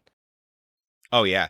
Well, and the great thing is, all the setup is, other than I haven't drawn the factory yet because I'm trying to decide how I want to do the factory, and since I'm not under a time crunch, I'm not going to commit until I find something I like. Oh, of course. Because part of me wants to do it almost procedural, where every time you go into a room, I'll have a list of rooms it could be and I'll roll. Yeah. And you guys will build out the map as you go, and even I won't know where everything's at. Or I could just make a factory map. Both would be fun. You're the POV is the Dave with the DM. Where should I go? Honestly, I don't know where this hallway leads, so Well, no, but that's one of the benefits but is you we're can't playing to play metagame here, based on guys. my reactions if I don't know either. Yeah. No, that's a very fair point. I don't know, man. I'm here for it. Oh, you know what? We were talking about music. I can't wait till you guys get to the ice cream freezer. Jesus. That is a horrifying thought. What? Anywho. You get to meet the mint chocolate chip Yeti. Oh God. What's his name? Does he have a name? Can it be Marvin? Snowball. No. That's good, I guess. Snowball. Hey, Dave, guess what? It's time to talk about our musician of the week.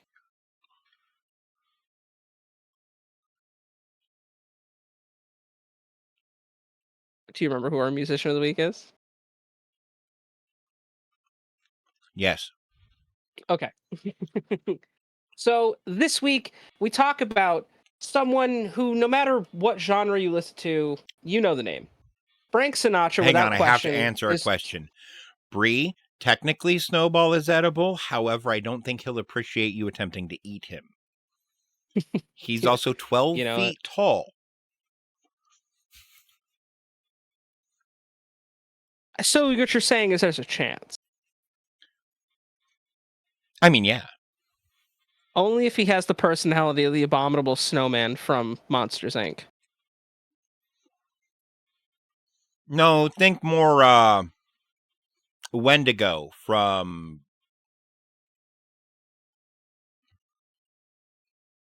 not The Last of Us, the other one.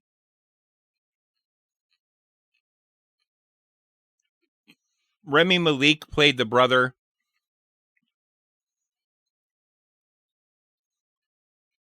Until Dawn. That's it. Yes. More the Wendigos from like, Until what Dawn. What the fuck was Remy Malik in? Everything. Remy Malik's in everything. He is in everything. And he's and great. justifiably so. He's good. He yeah. was a fucking Bond villain, and it was awesome. Oh, yeah. Yeah, it was what, Frank Skyfall? Sinatra. Whichever the most recent one was. It was the one I watched with you. Yeah, was it No Time to Die? It was No Time to Die. Was it No Time to Die? Yes.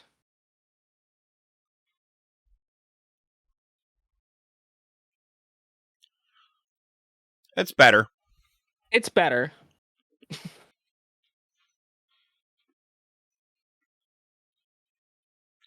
Yeah, No Time to Die. Oh, yeah, that makes sense.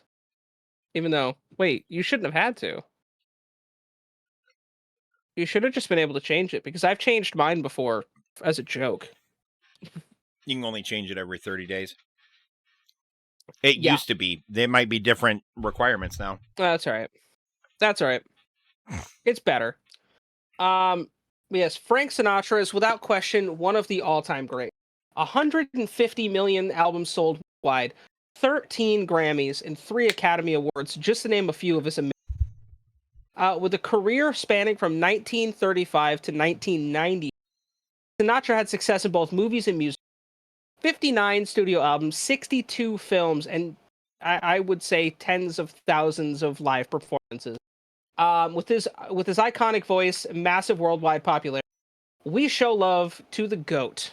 That is Frank Sinatra. Look, Frank Sinatra's so good. Him and Ron Perlman worked on a game together. Is that a thing? Fallout New Vegas. Ron Perlman's voice does the intro title card, and Frank Sinatra's on the soundtrack. Oh, I was like, wait, what? It was a really weird way to phrase it, but technically true. No, I'm like, sorry. What the fuck are you talking about? I'm not wrong, though. I mean, technically, yes. Technically. What do I like? The problem with this is, what do you say about Frank Sinatra that, you know?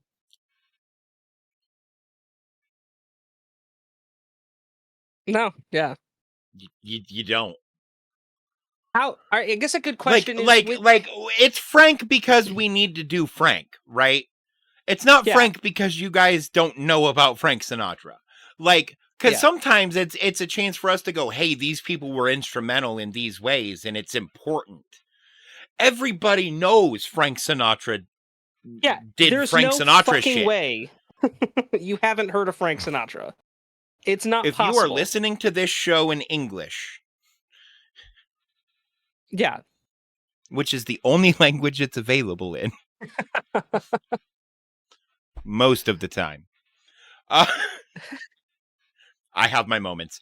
Yeah, where Dave just mind warps into another, like, dimension and starts speaking another language. Dude, how many times have I done that to you? Dave is living proof that the multiverse theory is real. Yeah, and you want to know why I'm so crazy? There's only one of me. I'm experiencing all of it at once.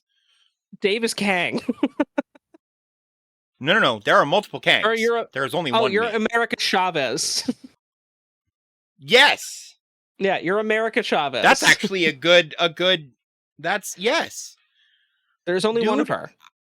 I realized the problem with Sunny D. That it's perfect in every way. Right, so you drink a lot of it, and then you have to piss like a racehorse, like an hour later. I have to pee too. Do you want to take a quick intermission and then we'll get back to Frank? We're gonna take a quick. We're gonna go potty. And I may or may not put pants on. Remember, clothing is optional today. Clothing is optional. We'll see y'all in a few. We'll be right. Do we have a fucking? Dude, we don't have an intermission page. Watch the intro vid again. Enjoy. I guess.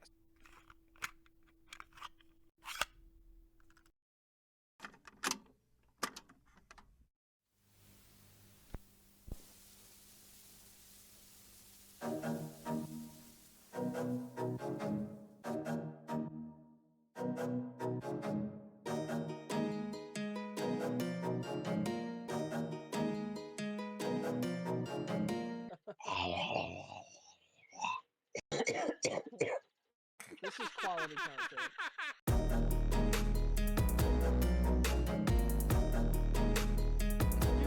Dude is my age.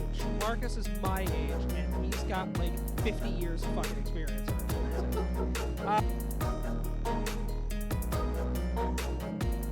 What the fuck out of her channel.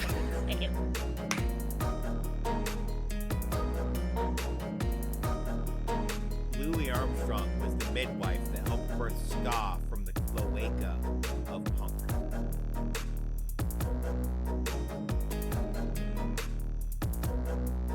heard it here first at LTN Media. There's packs of wild stray dogs that control most of the major cities. Anytime you just hear, almost the lava.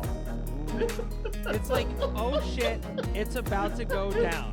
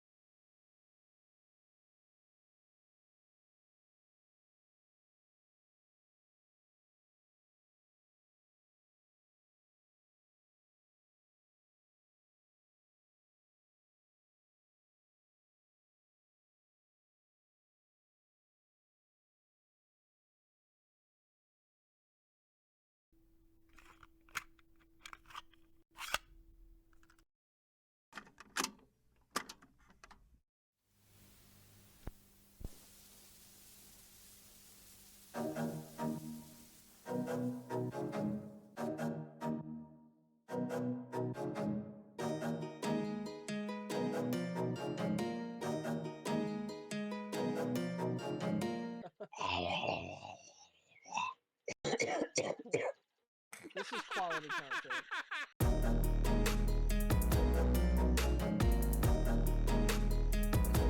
Dude is my age. Marcus is my age, and he's got like 50 years of fucking experience.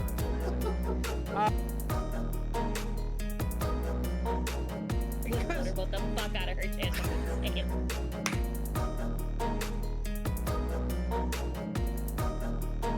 Louis Armstrong was the midwife that helped birth ska from the cloaca of punk.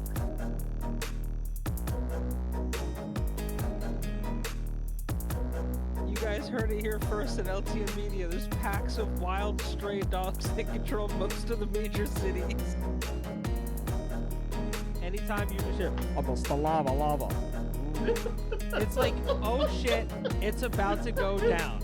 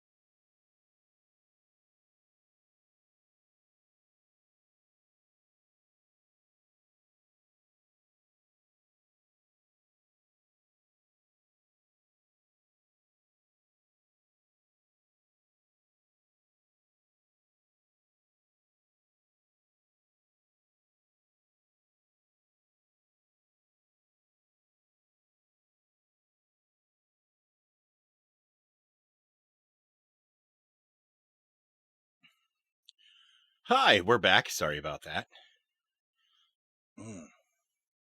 What happens when both people have to, pee. I was telling Dave before we came back, I'm like, I literally sprinted down my hallway. Yeah. Well, let's put it this way. The Sunny D's here now, and it was full this morning. Jesus, Dave. I'm just pack everyone. So picking up where we left off with Frank Sinatra, it's like, what?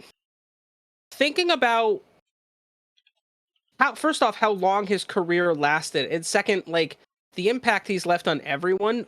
What about him and his music has stood the test of time, even when jazz and like that kind of sound is no longer popular? It is, though. We're seeing a huge resurgence of that style of music. It's what's up, Wedgie? Welcome. It's going pretty well. There's huge influence of jazz and R&B. Just huge, right? Yeah. In addition to that, we're seeing electro swing come back, which electro swing also encompasses a lot of jazz, not True. just traditional swing. And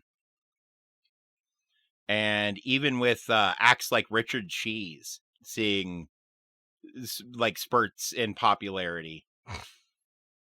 Oh, and I feel like we are seeing it a little bit too in pop music as well. Yeah.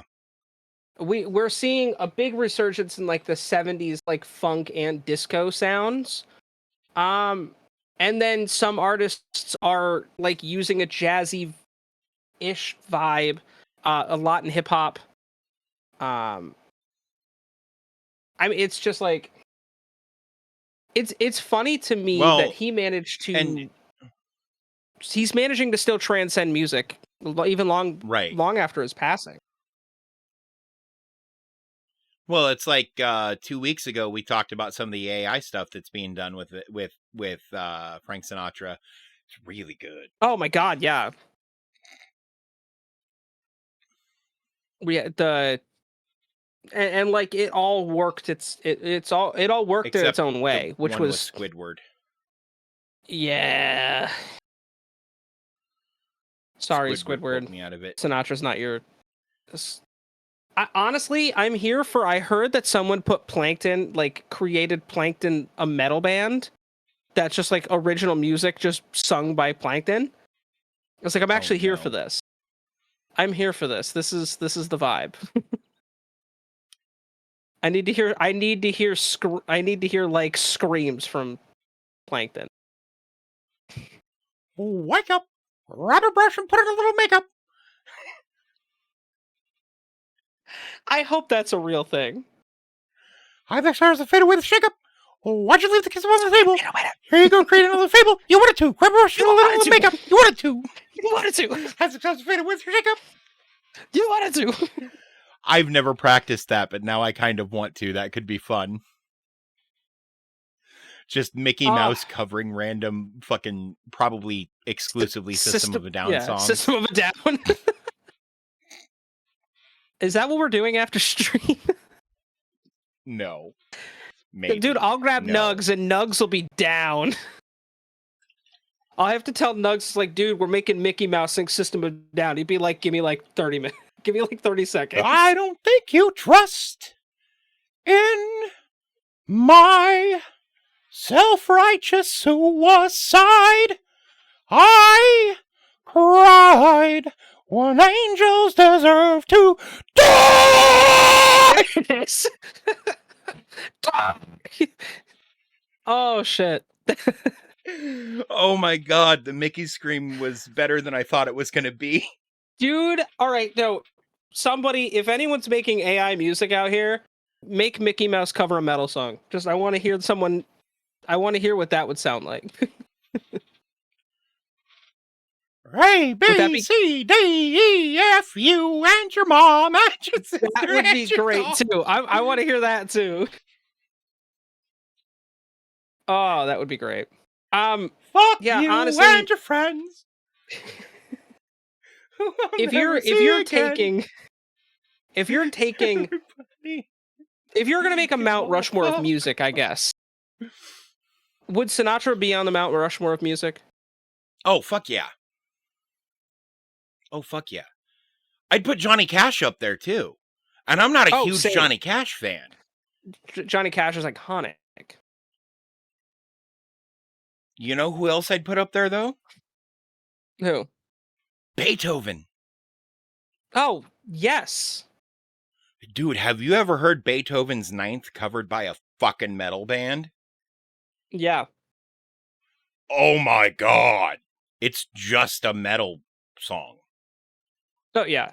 But we've talked about this before, how metal music written on paper looks a whole lot like orchestral music. Yeah, like classical orchestral music. Yeah, it's very similar. As someone who plays metal myself, as a metal guitarist, like, yeah, it's very similar. And it feels like that when you're playing it, too. Oh, my back Unless keeps you're a bass popping. player. Though, to be fair, bass players No, never unless you're- feel like they're playing the right kind of music. It Unless you're doesn't matter Rob what kind Trujillo, of bass you're, then you're playing the Or- right music. or like Peanut from Or 311. Flea. Yeah, or Flea. It's just doing what he wants. Or Fieldy, I guess, from Korn. No, you know what? All right, but to be fair, I love Korn. I've seen them live. Fieldy doesn't play bass. He plays a bass with strings that are just on it, but never fucking tuned or tightened. And it just slaps it, and I hear it just And he pings right plays- off the fucking. But the way he fingers the board, it's like he's trying to play lead guitar on a bass that's not tuned right. Yeah. Or tuned at all. Yeah. And it still sounds okay somehow. Yeah. Well, it's like Chuck Berry played on a guitar that was always out of tune. And it worked. Well, but it was always tuned to itself. At least. Yes. Yes. It was never in a tuning or correctly tuned at all, but the guitar itself was tuned to everything else. But yeah, that's a thing that people don't realize. And I was like, oh, that's what made Chuck Berry a great guitarist. Weird dude. All right. But This is Beethoven's Ninth Symphony, second movement on electric guitar. It's 37 seconds long. Listen along with us, chat. This is a video from Breadhenge.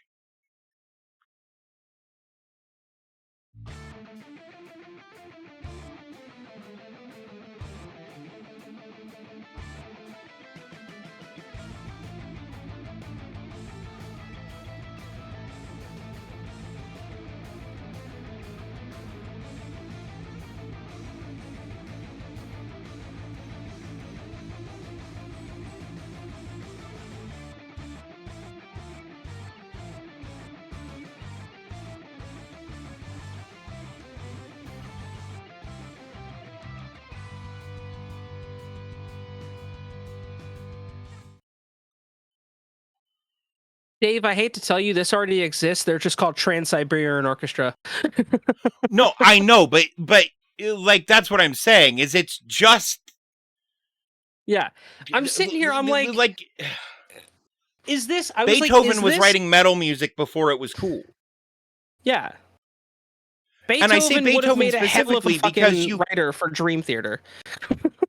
Right. You can take any older symphonic or orchestral piece and apply like modern metal instrumentation to it and it will sound okay. Yeah. Beethoven there's a lot of sounds like it was similarities. written for it. Yeah. But Beethoven was also kind of a wild child. Yeah. Dude, again, Beethoven was metal as fuck back then. How do you describe Ludwig von First Beethoven? ever recorded stage A dive fucking was rock done by Beethoven. Yeah, dude, he was a rock star. That's probably not true, but it wouldn't surprise me.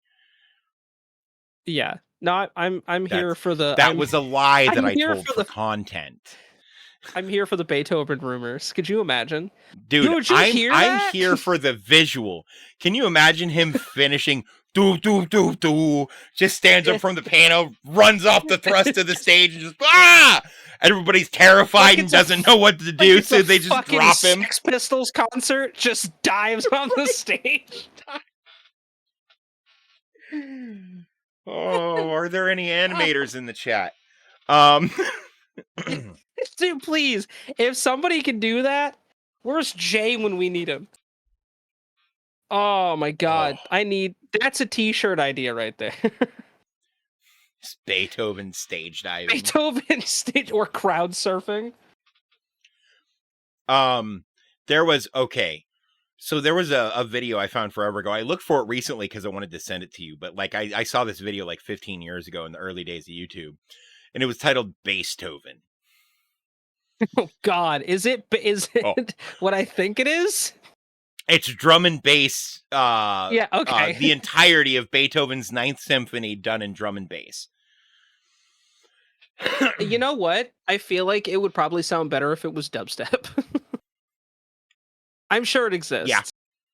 I'm sure Oh, it yeah. exists. I mean, we could. Bree, send what you look. sent me to Dave.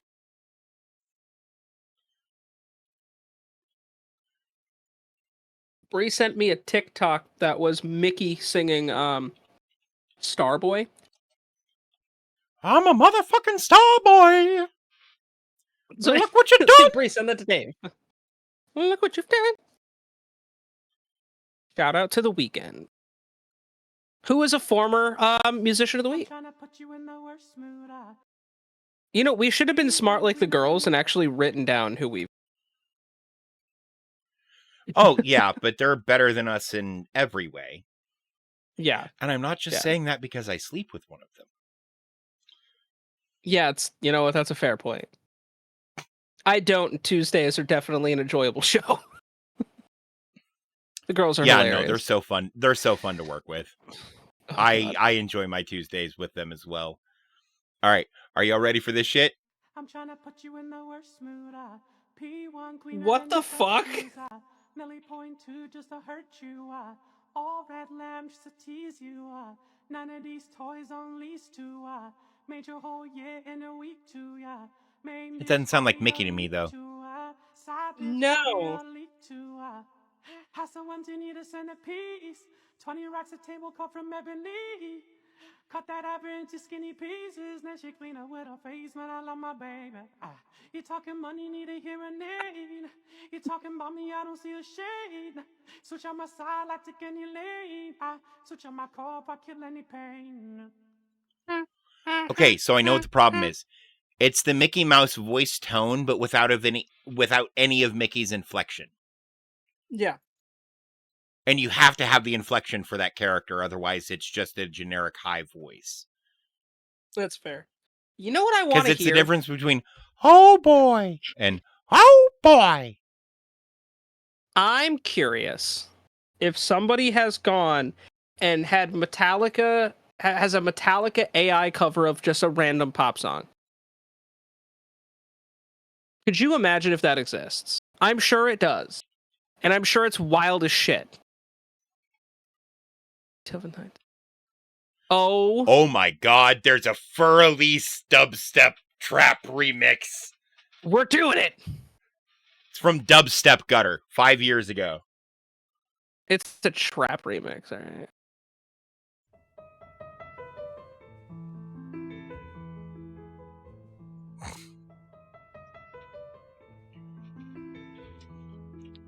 Wait, hang on, I have to put on my DMCA filters.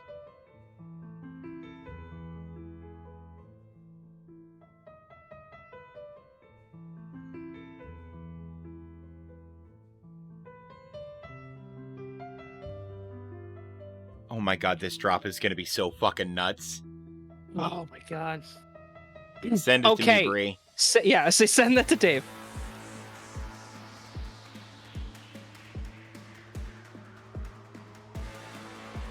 I love Fur-Elise anyway. My room looks like I would be having a rave anyway. Should I make the panels go nuts? Do it.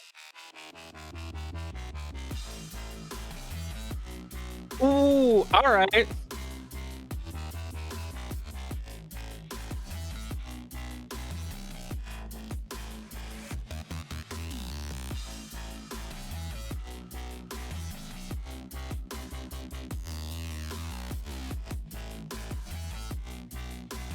We look like Eastern European DJs right now, Chris. Yes, we do. I got the table going. Yeah, I'm just a hype man who doesn't do anything but be a wacky, flailing, waving, inflatable arm tube man.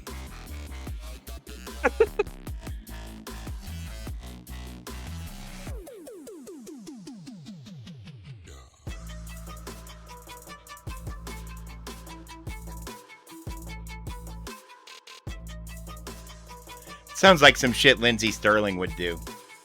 This sounds like some shit I do with my productions. I use a lot of violin sound. No. But that sounds like somebody's actually playing the violin. Yeah.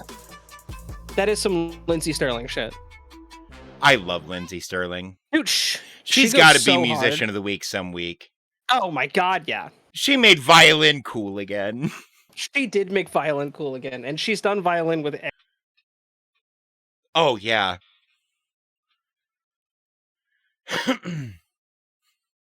Gee, can't tell what kind of shit I watch. Here's the thing on a Tesla valve. I'm a nerd. Fucking nerd. Oh my god. Okay, here's the thing. Here's the thing.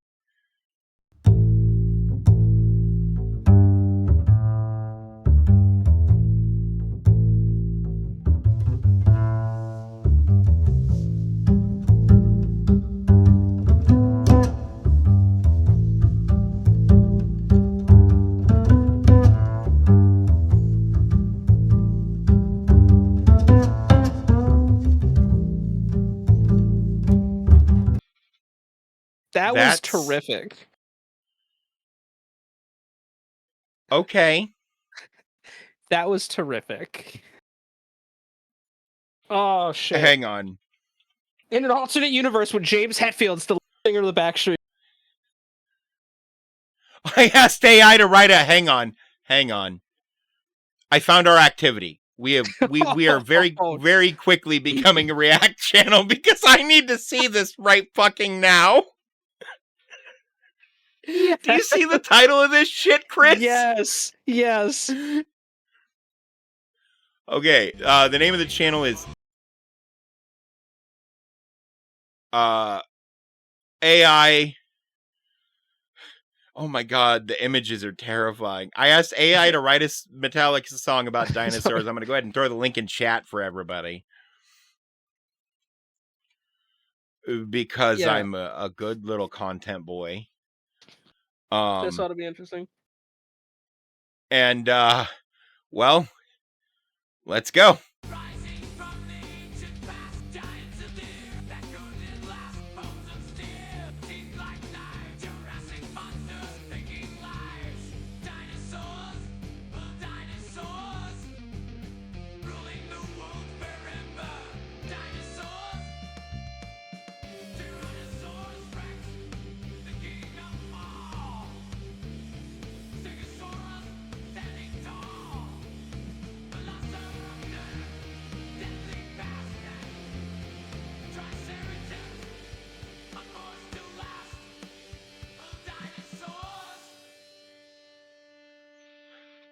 That didn't feel like Metallica. It sounded like James Hetfield singing it. It sounded like James Hetfield trying to do Metallica but different. So Megadeth. Right? Or Motorhead. Or Motorhead. No, more Megadeth. Yeah. Anybody know who the original lead singer of fucking Metallica was? Dave Mustaine. Till he threw his ass out. Then Megadeth was born. Oh my god, Hetfield's that a is better terrific. vocalist anyway. I agree. I like Megadeth, but Hetfield is superior. Hang on.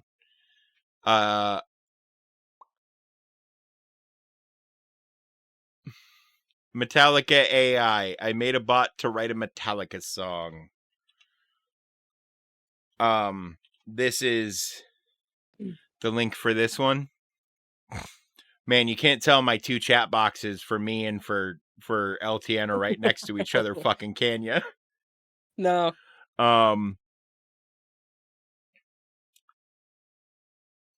All music and vocals performed, mixed, mastered by me in my kitchen on a couple of cheap guitars, a crappy mic, and an old copy of Pro Tools. All lyrics provided by robots that want to rule us all. Lyrics Rip. Using Lyrics Rip to scrape the Genius Lyrics database, I made a Markov chain write Metallica lyrics. You want to try that Metallica again? lyrics? There it is. What up, Uggs? You're just in time for an AI. This is an AI written Metallica.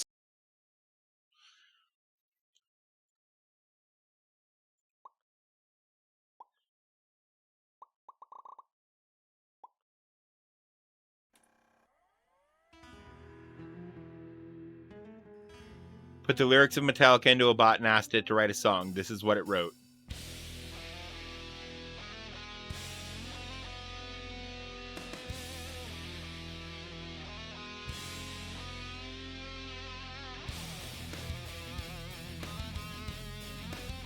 This just feels like an existing Metallica song.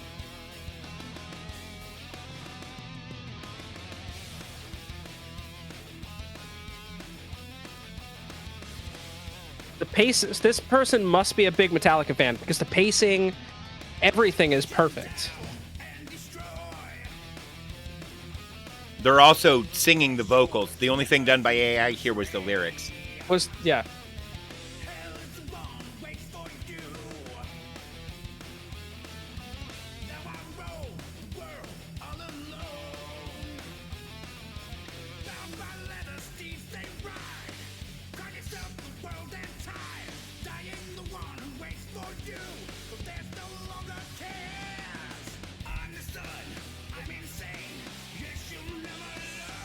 Obey your master. Yeah, I know.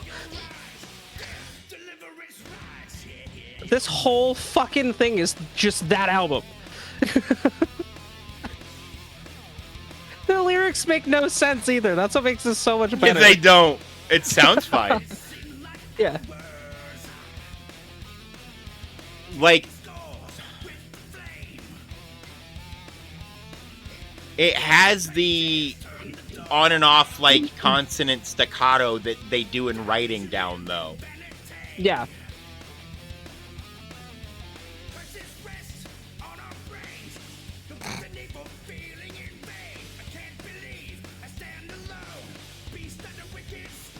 I stand alone. I'm the sun. Hang on.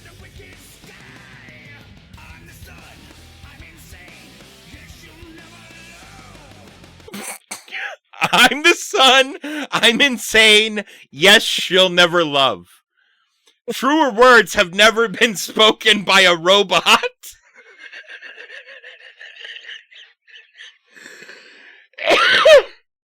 Oh my god. Oh. Oh, fucking A. Oh my god. This is the best thing we've ever done. Dave, I think we just found YouTube content.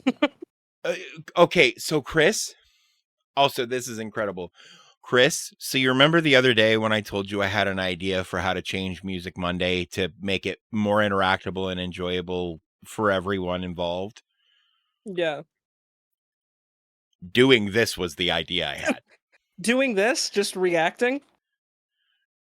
To serious music, AI music, like whatever. Chat comes in, they throw shit at us, we watch it. I set it up so that the audio track doesn't go to Twitch for what we're watching. Yeah. That way it doesn't get fucking muted. That's fair. And then we can just lay since I'm putting the links in chat, we can just lay those tracks back in if we need to in post if you decide to do anything with it for YouTube. That could work. Just a thought I had. Take it or leave it. We'll workshop that. But I feel like something like that could be fun. Oh yeah.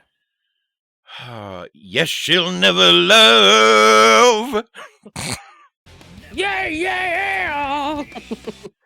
Yes, she'll never love, never me, so let it be obey your eyes. This is...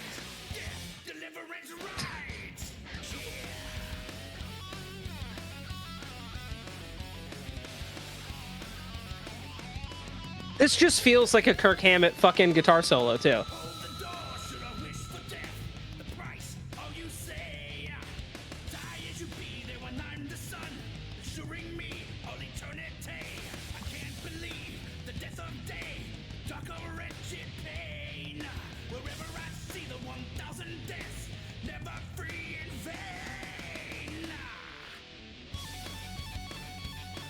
See, this is why creatives shouldn't have to be worried about AI having any artistic ability, because do you see these fucking lyrics? Yeah, this is a nightmare.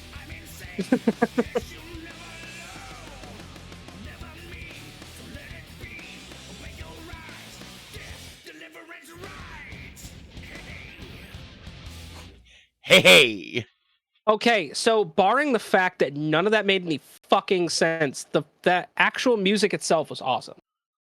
Yeah, that was all this Kurt Connor guy, though. Yeah. That was epic I as think shit. he just put together a medley of Metallica shit. Yeah, just combined it. That was cool as Yeah. fuck. That's I can tell you went to school for broadcasting and not music. Why? That's what medley means. Combined songs. Oh, you were explaining for people who might not know what medley means. Welcome I'll see myself out. welcome back, Dave. Yeah. I'll see myself out.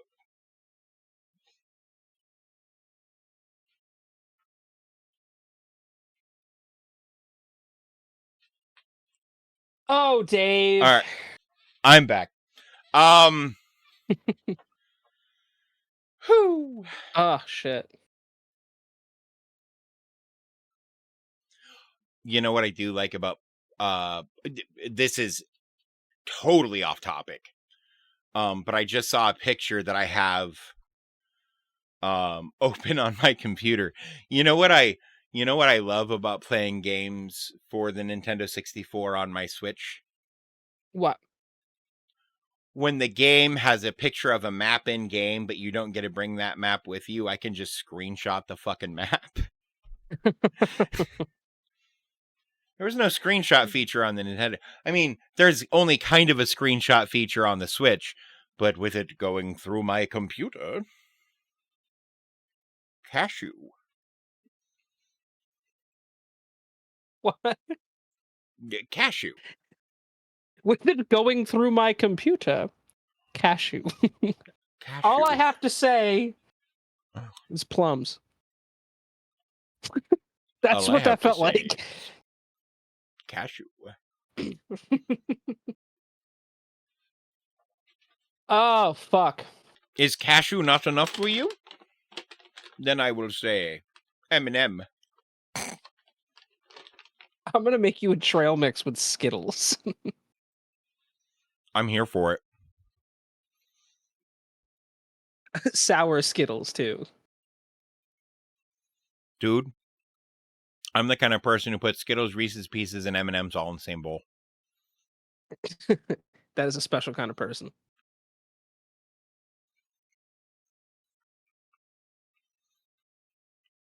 That's a new brand of evil, Dave.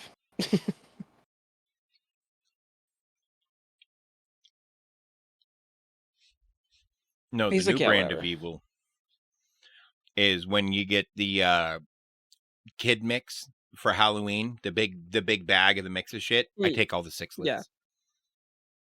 Because the sixlets are the best. Yeah. They're the superior candy-covered chocolate candy. Dude, on the real, there's a lot of people in my neighborhood that give away full-size chocolate bars and full-size candy bars, and I'm fucking here for that, and that needs to be a thing that people do. More often. Depending on finances, yeah. There's also a lot of people in my town that give out, like, nips and stuff to the adults when the kids... They have adult trick-or-treating, so halfway though to through the be fair, neighborhood, the Chris, fucking parents are hammered. you could shave your face, go through and get you could go through, get the nips, and then go through again and get the candy if you shaved in between. Maybe. I probably No. could. We'll get you in some Oshkosh. I mean, I do shop at Baby Gap anyway, so... Right. I knew you'd get the reference. Baby's first Halloween. Oh, look at our wee baby boy. Isn't he so what's his name? precious? Oh, look at him. What's your name? My name's Seamus. Give me your candy. And your wife. I'm hungry. I need to suckle. I want... Yeah, No, mother, but I don't want your milk. I want her milk.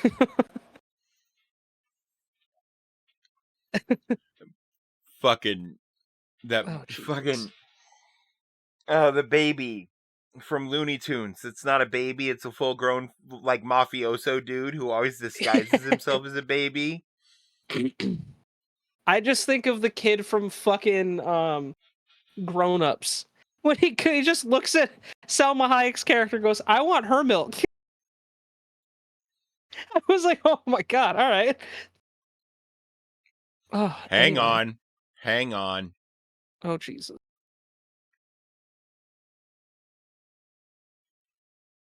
What? Let's Metallica go the other direction. beat it?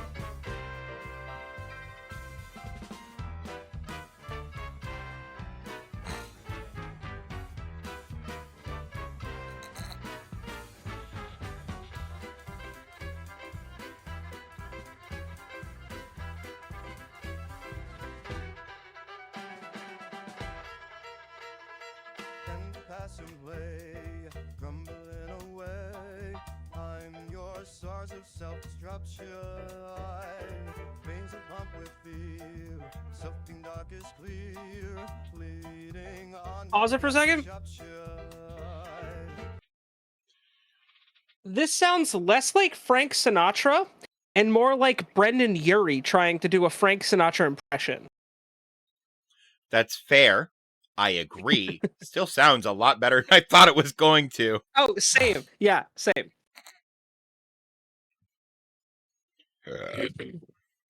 100%. We'll play a few seconds of this one.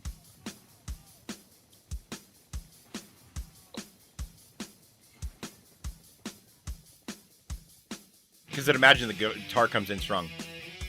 Yeah.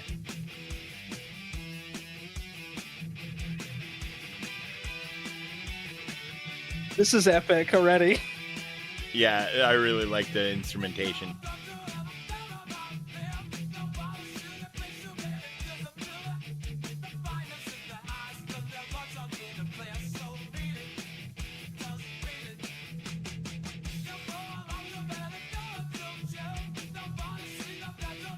The vocals ruin it for me.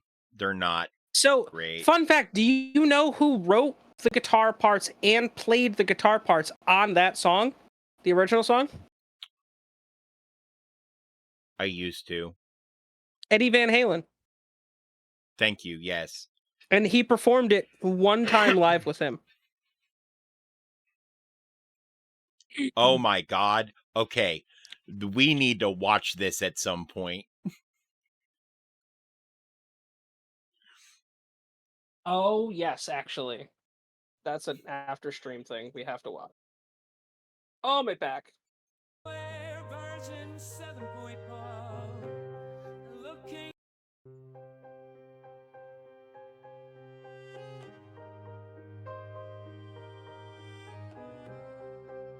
Those muscles, that mustache. Dude, he was so fucking jacked. Oh, yeah.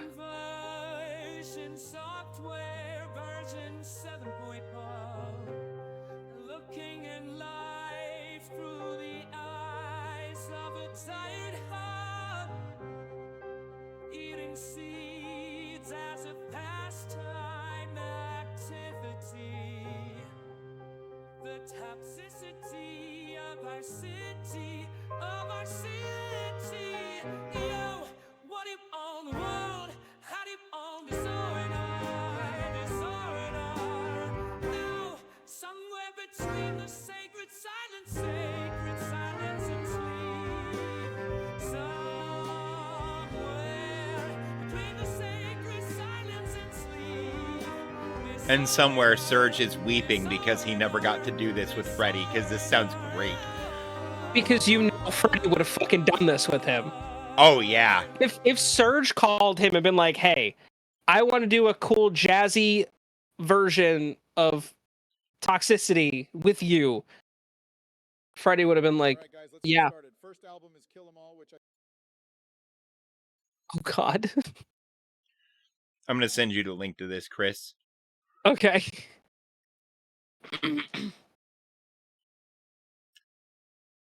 That is terrific.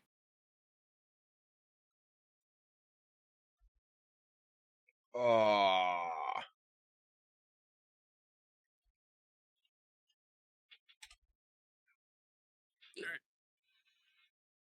Bang. Do we have any new music? We did actually have a couple new releases. Code Orange released a new album called The Above. I listened to it. It's really good. Code Orange, awesome band. Definitely recommend them. As well as Sleep Theory. They put out an EP called Paper. They're another good band I just found out about. Literally was scrolling Instagram and they popped up, and they are fantastic. You said Not to be sorry, confused you with said Sleep Code Token. Orange. Code and the Orange. movie A Clockwork Orange popped into my head. But I could see all of the characters from the movie, but I couldn't remember the name of it. A Clockwork Orange. Kubrick at his finest.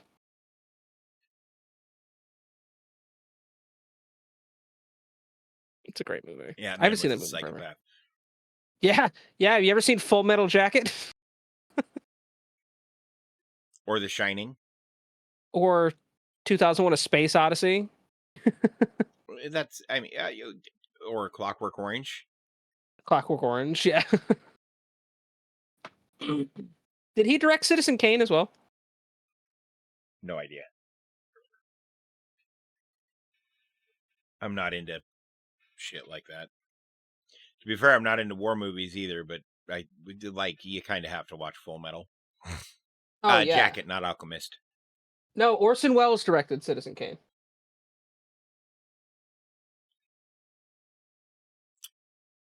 Yeah, Orson Welles had his fair share of crazy stunts. Let us not forget War of the Worlds. Mm-hmm. I do go back to that from time to time and listen to that broadcast. It's fantastic. Like, we've talked about it a couple times on the show in past time, but if you guys have never heard the radio broadcast of War of the Worlds from Orson Welles, like, first of all, if you didn't know, and this was the problem, is it was never never really mentioned for a lot of people tuning into stuff, that it was all a story. It wasn't real. Like, he sent people into a panic that the Earth was being invaded by aliens. Yeah. It's a real thing that happened. Yeah. Because there wasn't anything to tell you that it was just a TV show and not a news broadcast. Yeah. Other than it was Orson Welles' voice, and it would have been kind of weird for them to find and bring in Orson Welles to talk about the end of the world. Yeah. But, you know. And think back, that was it in 1938. That broadcast was. Literally, you just had the radio. And even that was still, I would say, still pretty new invention at that point. Reasonably, yeah. Yeah. Which led to a lot of the confusion. Yeah, at that point, it was about as still fairly new as, like, smartphones or that sort of thing for our generation. It was like, because the radio can't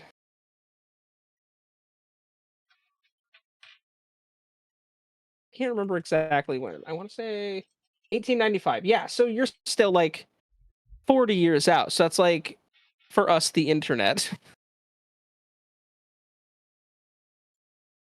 But it was a wild thing.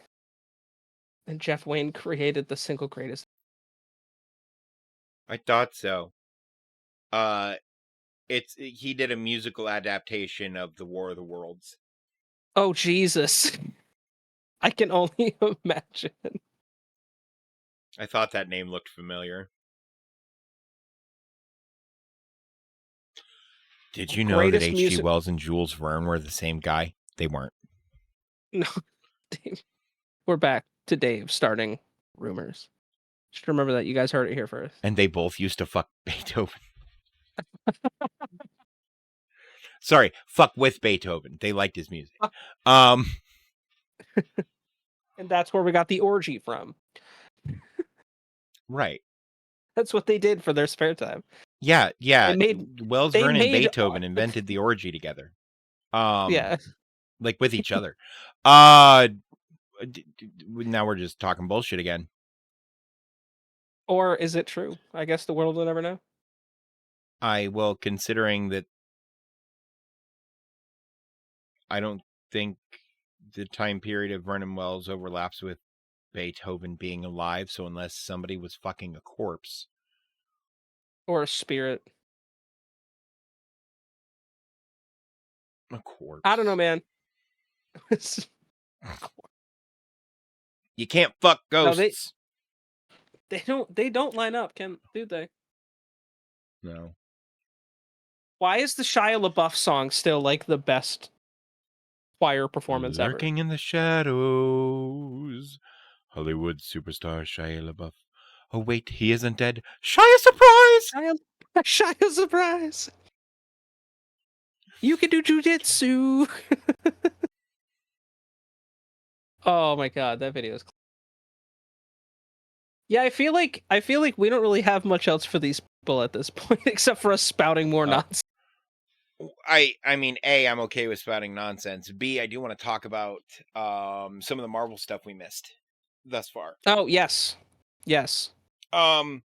Which we're gonna keep it kind of brief. With it being the most recent thing, I want to start with Secret Invasion. Which of the War. I will have to check that out, Lil. Very, very much so interested.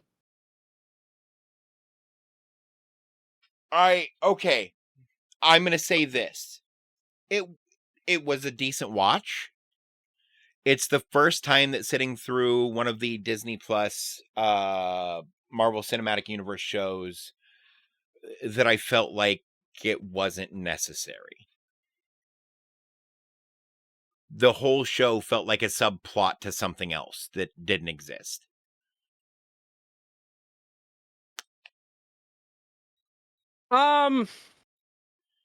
Yes and no. I can agree to an extent. At the end, the only thing that comes out of that plot really is we get a Super Skrull. Yeah. Which could have easily been condensed and subplotted in a movie or another series. That's fair. I feel like they could have done that better. I agree. And Bree, I agree. Yeah, no, there wasn't enough there for it to not feel like a subplot. You know what I mean? Like it was there wasn't enough. And I think that's one of the downsides of them choosing to go with a 6-episode series instead of 8. But then kind of on the other side of that, Guardians of the Galaxy 3 surprised me in a couple of ways. The first of which being Chris Pratt, because in that moment he stopped being Star-Lord for half a second. Because it was so funny, it just took me out of everything. Yelling, "Open the fucking door!" Yeah, I love that. It was so good. And apparently that was an ad lib. Yeah, James Gunn's send off to the MCU was the first ever F-bomb in an MCU. And it was an ad lib. Yeah, they just kept it.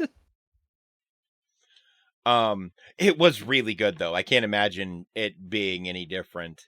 Oh yeah. Also, the movie's been out long enough now. Anybody who wanted to watch it and hasn't, I will be talking briefly about primarily minor spoilers. The major points of the story arc resolve themselves and don't really have an impact on the greater MCU as a whole. I suppose It would be fair to say. Yeah.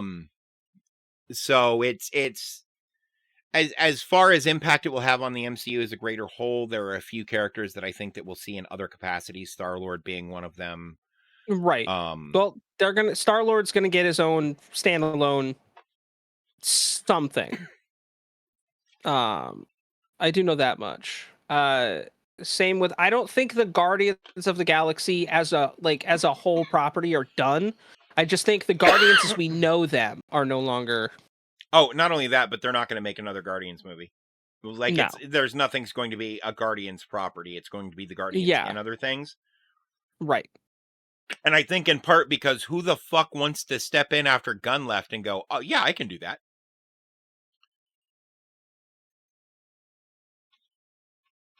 Oh, okay. Guardians 3.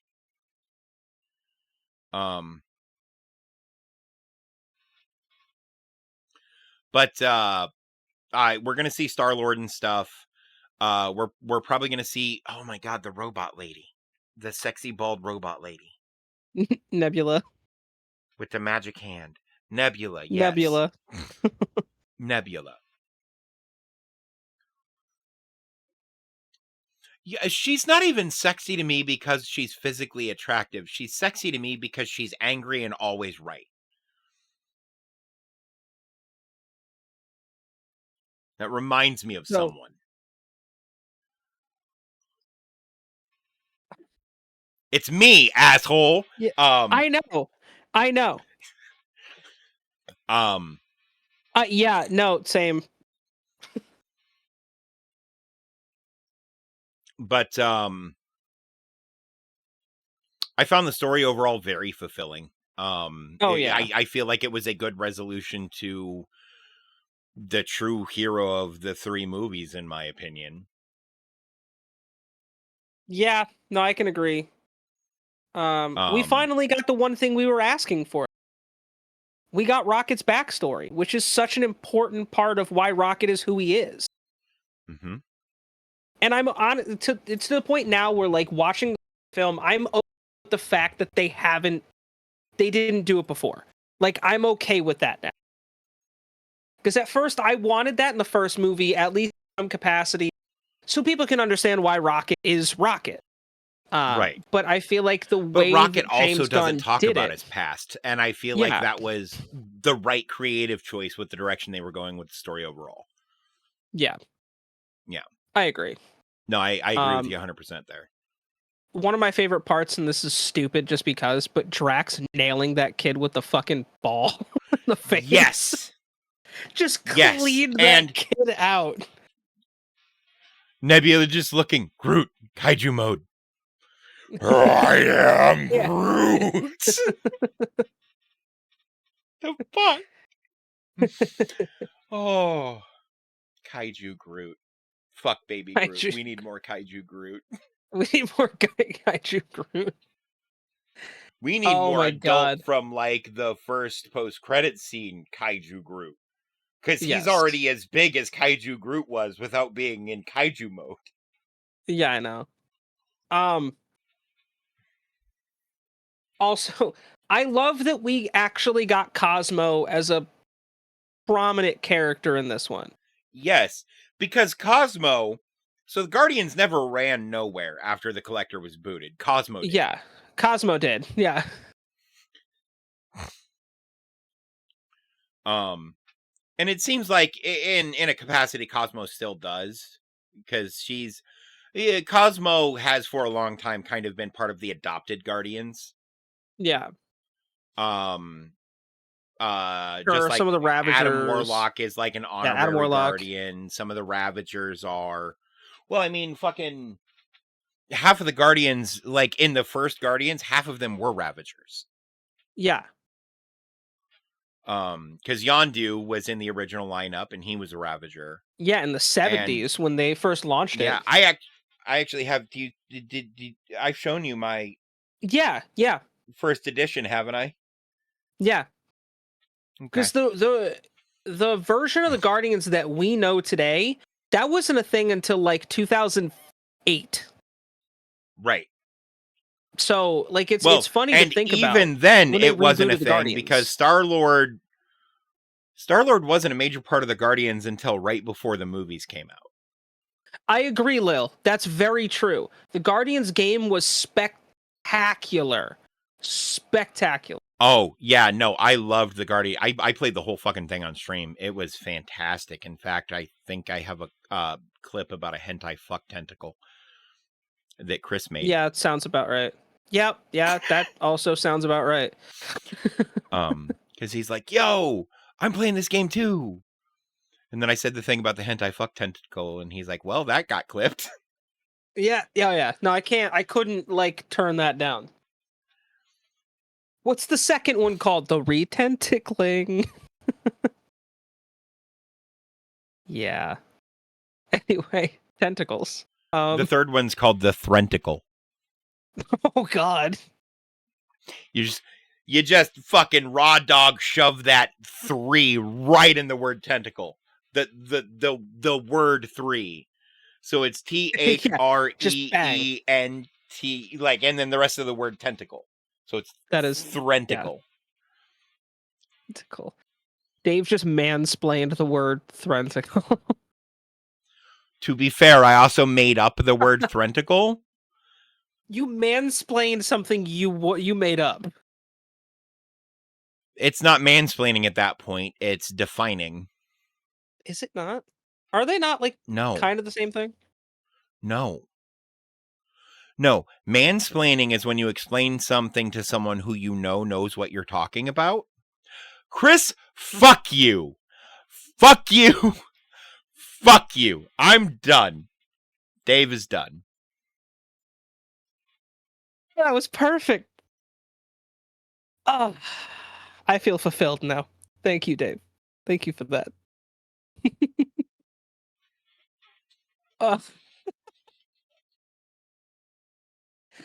Somebody clip that. Oh, shit. Only the best content on less than normal.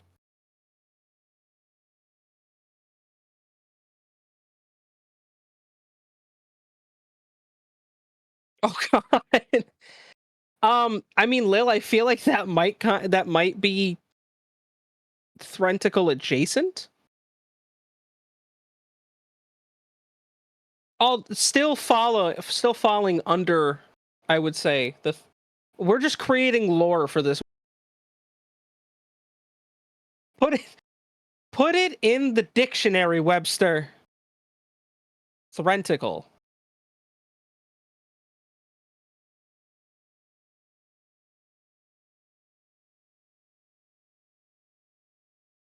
Lonely. I'm Mr. Lonely. And then I'm just getting Twitch notifications. Well, I guess it's just me now.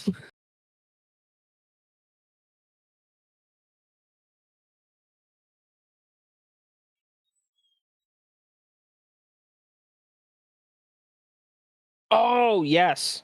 Both great movies. 13 Ghosts, I feel like, doesn't get enough love. That's a great horror movie. It's Matthew Lillard.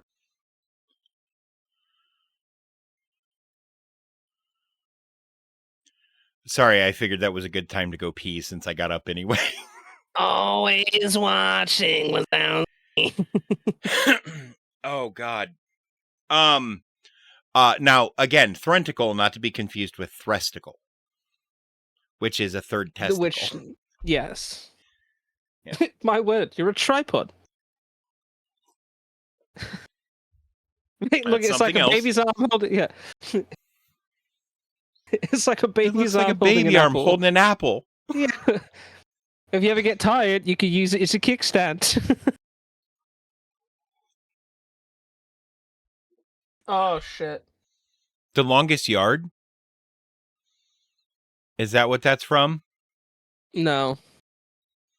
Because I know at one point they look over and see someone's dick in the shower in that movie too, and they're all like, holy fuck. Yeah, that was from Austin Powers, Goldmember. Gotcha. Dude, I've never seen an Austin Powers movie. Oh, they're so funny. Dude, I love Mike Myers though. I don't. Yeah, no, I'm a Mike Myers guy. I find his voice Not grating. all this stuff. His you can't tell me you can't sit here and tell me you don't like Shrek. Is awkward. What? That's the one performance he's done that I care for. See, I love The Cat in the Hat. That's like one of my all-time favorites. I do not. Oh, it's so good. Although, So to be good. fair, it has nothing to do with him and everything to do with how it was filmed. It feels Yeah. very awkward. It was a Seuss film put out in the 2000s. You know what? No. Because so was the Jim Carrey How the Grinch Stole Christmas, and that was phenomenal. Oh, it's so good. Who directed? Ron Howard directed don't- fucking The Grinch, I believe. Yeah, probably. That sounds right. I'm pretty But sure you like Ron it's Howard just directed that. clunky. It's clunky filmography. I think that has always rubbed me the wrong way and I realize it's a stylistic choice, and most people are fine with it. I just it always felt Yeah, it always felt weird. Ron Howard. Who directed The Cat in the Hat? So funny enough, Brandy and I know we know and do anytime we watch it, we will recite the entire movie for Cat in the Hat. We love that movie. I'm out on that watch party. Thanks though. Yeah. Who the? It's I don't just know not who my Bo cup. Welch is. What did Bo? Oh, Edward Scissorhands, Men in Black. Those are both good movies. I'm sorry. Wasn't Edward Scissorhands directed by Tim fucking Burton? Oh, it was. So this guy was a producer on that. Dude, Tim Burton is a genius as well. I was gonna say, I know Edward Scissorhands was directed by Tim Burton. Yeah, that's I think Tim it was Burton. also written by Tim Burton. Or he co-wrote it from another story. I forget how that movie sussed out. Yeah, he wrote Have you it ever with somebody seen or heard of else. a movie called Lawnmower Man? No. Okay, so the only reason I know it exists is because I used to have a subscription to a magazine called EGM, Electronics Gaming Monthly. Lil's probably familiar with the publication more than most other people would be, because me and Lil seem to have had very similar experiences with technology. As like The Lawnmower Man, that's based off of the fucking Stephen King short story, isn't it? I don't know anything about it. All I know is for like 3 months, every 4 pages in EGM, there was a Lawnmower Man the game fucking ad. Are you familiar with Lawnmower or EGM or Lawnmower Man, Lil? Yeah, it's oh.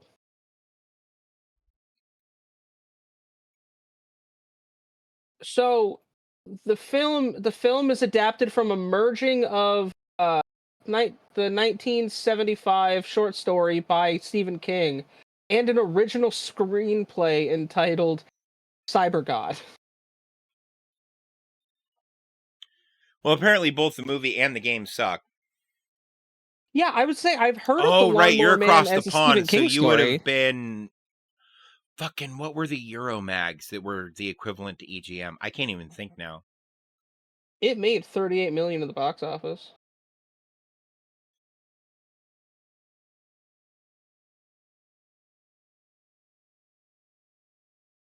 Pierce Brosnan is in that movie. Poor guy. He would have been, what, 10? Not really, but like... That movie came out Let's see, that would have been in the early to mid-90s. The movie came out 1992. And Pierce Brosnan is currently 70 years old. Is Pierce Brosnan 70? Pierce Brosnan is 70.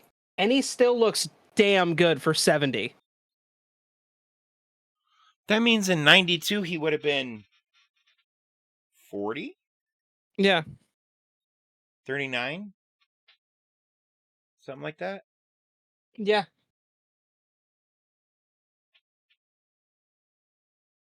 I mean, I same, wouldn't, Bree. That's...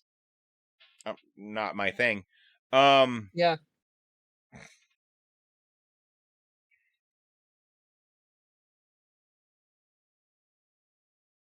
I mean, even Daniel Craig is 55, so that must be like an age limit or like a minimum age limit you have to play James Bond.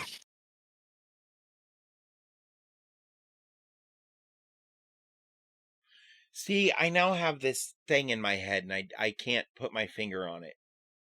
What? I don't know. Like, I can't even tell you what it is. There's something there that's like playing hide and go seek. Oh, you should probably And it's stop losing telling at me hide that and it's seek, bud. information that I want, but not telling me You what can't it is. pass it through. It's my brain is constipated. Yikes. That ain't good.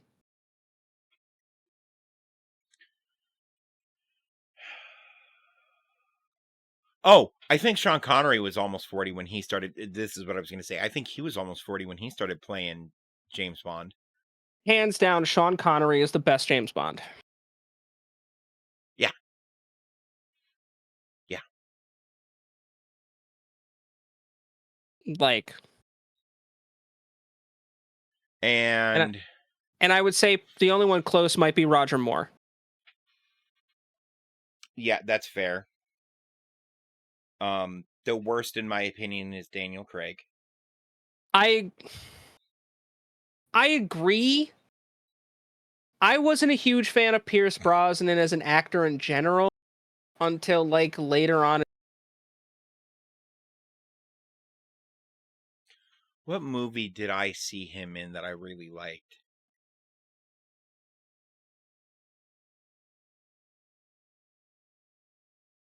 Dante's Peak. Oh yeah, that's a He good was movie. phenomenal in Dante's That's a Peak. real good movie. I'm like, he's in like a khaki shirt and a Jeep. What the fuck movie would that be? Yeah, and the Dante's Peak. whole ass mountain's just a volcano. Yeah. Or you can watch the movie Volcano, which is also a good. ripoff of Dante's Peak. Yeah, just with wow.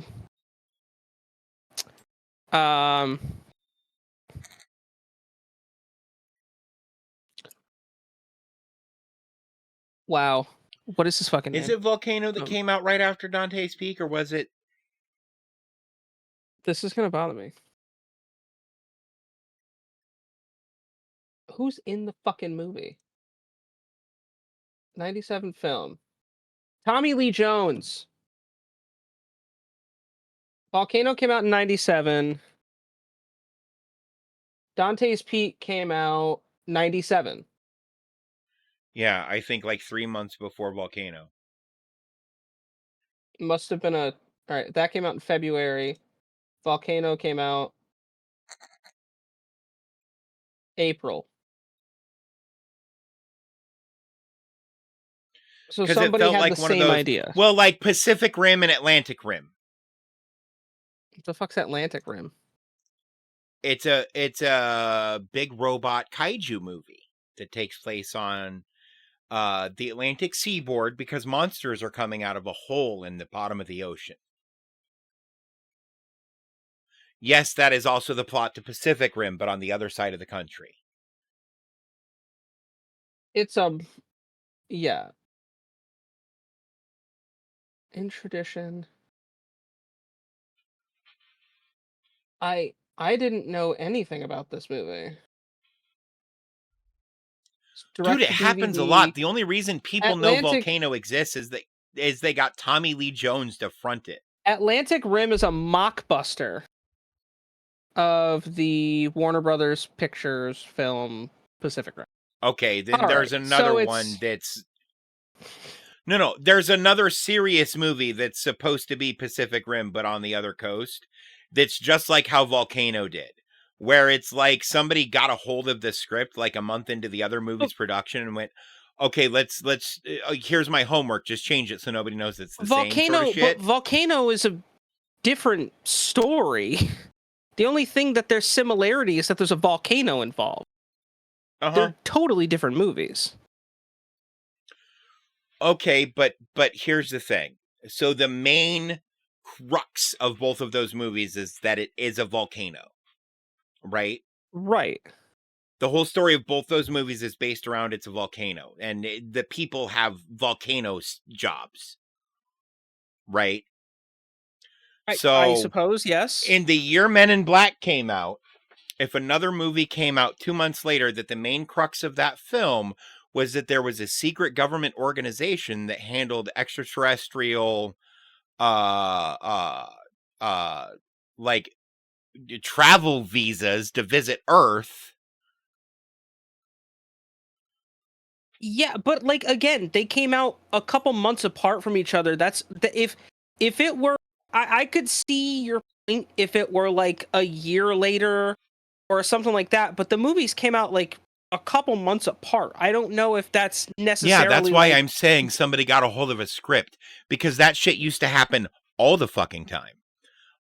There's the movie that 2012 and another one that came out the same fucking year that are basically the same movie. Same sort of shit happened. Day After Tomorrow? San Andreas. No, Day After Tomorrow came out in the early 2000s. Might It have came been out in like San 05. Andreas. I don't know, whatever it was. But we see this happen, not a lot, but often enough that you know that there are people kind of going, hey, this is what they're working on. You want to beat them to it? Fucking Volcano might have been the idea first, and Dante's Inferno just ramped up production to come out first to be the more prominent Volcano movie. It's possible. But studios have like been kind of known to do shit like that to each other before. You know my favorite part about the movie 2012? First off, it's a decent movie. Like if you go in knowing it's a disaster movie, it's not bad. But it came out in 2009. Well, it came out in 2009. It did $791 million. I don't know. I never saw it. I always thought the concept of it was fucking dumb. It's a decent disaster film. The Day After Tomorrow is a great movie. Yes. That one I very much so like. Dennis Quaid, Jake I Gyllenhaal, remember Emmy seeing that and Rossum. liking it. Yeah. I don't remember any of the story beats. That came out in 2004, yeah. Dude, like so apparently it's based on a book. Yeah. Yeah, that I knew. What is that remember who on? wrote it. Is that on anything? Because I might have to watch that later. It's on your mom's face. Oh, it's on time. What is with you tonight? I don't know. Help me. God. You know, if you had a projector, it could be on your mom's face, literally. Dave. What?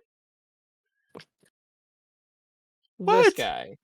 This guy. You could project a movie onto a person's Anywho. face. Who wants to do a viewing of something, but we'll get a projector and put it on Chris's forehead? Just put it on my fucking head. All right, down into the side, boy. Assume the position. There you Can go. I like at least lay on my side? Do I have to sit? I'm just gonna sit and go like this. Oh, you're bent too far over. You got to be at like a 45. Perfect. Oh, nope, down a little. A little more. There we go. All right, stay just Hold on, like guys, that. we gotta get rid of the And fucking now I'm going to gloss crop on in a his movie head. screen on the top of your head, and we're going to watch a movie on your head. We gotta get rid of the shine first, guys. Hold on. I got foundation. Yeah. You know what I use it for? What? To get rid of the shine. I have oily skin. So do I. I can tell. It doesn't. Well, so this also contributes from Probably the fact that I moisturize my scalp because you have to. Oh, yeah. Fuck yeah, you do. Yeah. If you don't have any hair, shaving it that often will dry it the fuck out, like real bad. Yeah. People make fun of me, but I use baby lotion because, like, baby lotion works on fucking baby's soft skin. So, good enough for the scalp, man. I'd say. Plus, I have sensitive skin, so it's. I mean, it goes with the territory of me being, like, albino. What the fuck? You said it goes in the territory of me being, and I almost blurted out a virgin.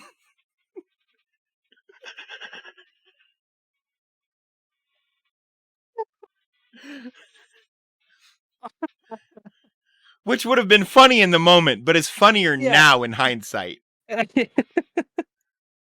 like, well, Dave. But no, like, I don't know. So, I apologize for whatever the show has been. I don't. It's been great. It's been chaos and nonsense. I think we are pushing that time though. Oh, yeah. Uh, You don't I have to go home, believe- but you can't stay here. Fuck off. We're done. Bye. I'm kidding. I'm kidding. I'm kidding. I'm kidding. Oh my god. This has been we finally live up to our name. Unfortunately, you guys, it is time for us to end. Thank you so much for being here. We always appreciate you guys and you know, everything. If you want to follow us on any of our socials, check us out. Come hang out with us in our Discord server. What? Oh, that was delayed as shit. Uh, come hang out with us in Discord. We're usually in our server. Also, if you want to bag some sweet LTN merch, check out the merch. We have some cool shit over there. And if you want to hang out with this degenerate and do degenerate things, follow me on my channel, maybe. Yeah. I'd tell you to follow me on my channel, but I don't like. He's ever never stream. on his fucking channel. I'm never online.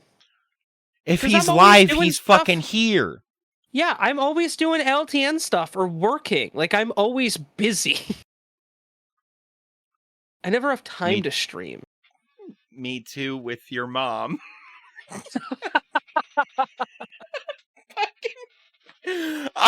I'm just gonna lean into it at this point. I don't know what it is today. You know, Dave, like an hour from now, Dave and I are gonna be watching a fucking YouTube video. It's gonna be like, you know what I just thought about? That time that I fucked your mom. Yeah, out of nowhere. Or no, it won't even be that. It'll be, hey, you know what I just realized? What? Your mom's probably cold without getting covered before bed.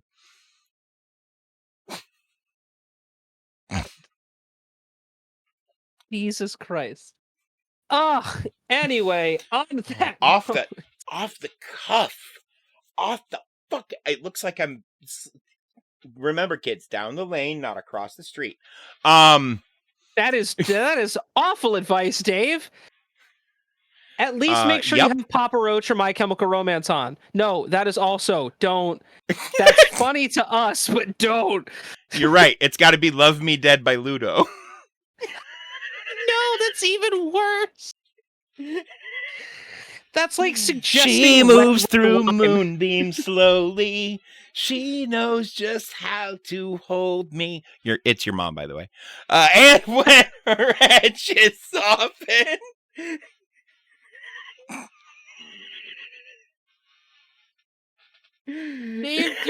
Dave's gonna start hitting me with fucking Shoresy chirp soon. Like, tell your mom to top off the cell phone she gave me. I want a sexy caller late night. No, this is how we chirp in the Midwest. Do we have to? Do I need to bring back the Shoresy bot? I mean, you could, or I could just. Oh yeah, you'll probably have to. I can recommend a new software for you though. Yeah, I gotta find because I have the account made. I just need to like bring it back. That's a lot of chirps to go through. I have like 8 seasons worth of Shorzy chirps to go through now. That's rough, bud. Yeah. It's worth it. Letterkenny is the goat among goats of TV shows. So I love it. But anyway, thank you guys so much. We will be back with you next week. Don't forget my hockey fans YouTube channel on Friday. The fucking thanks, Becky. Becky rolls up. It's Mr. Steal Your Girl.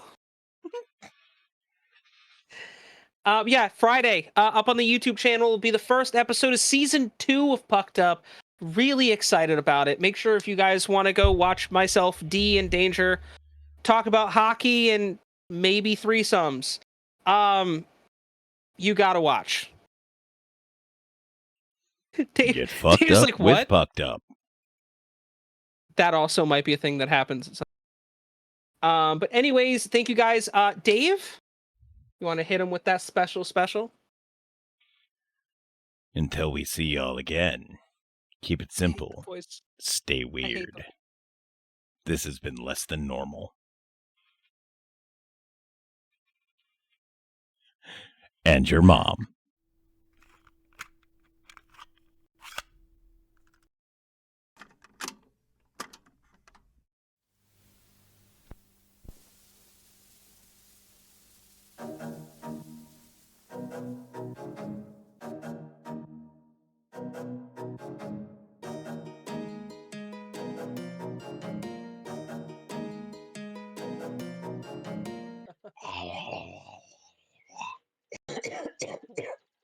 This is quality content.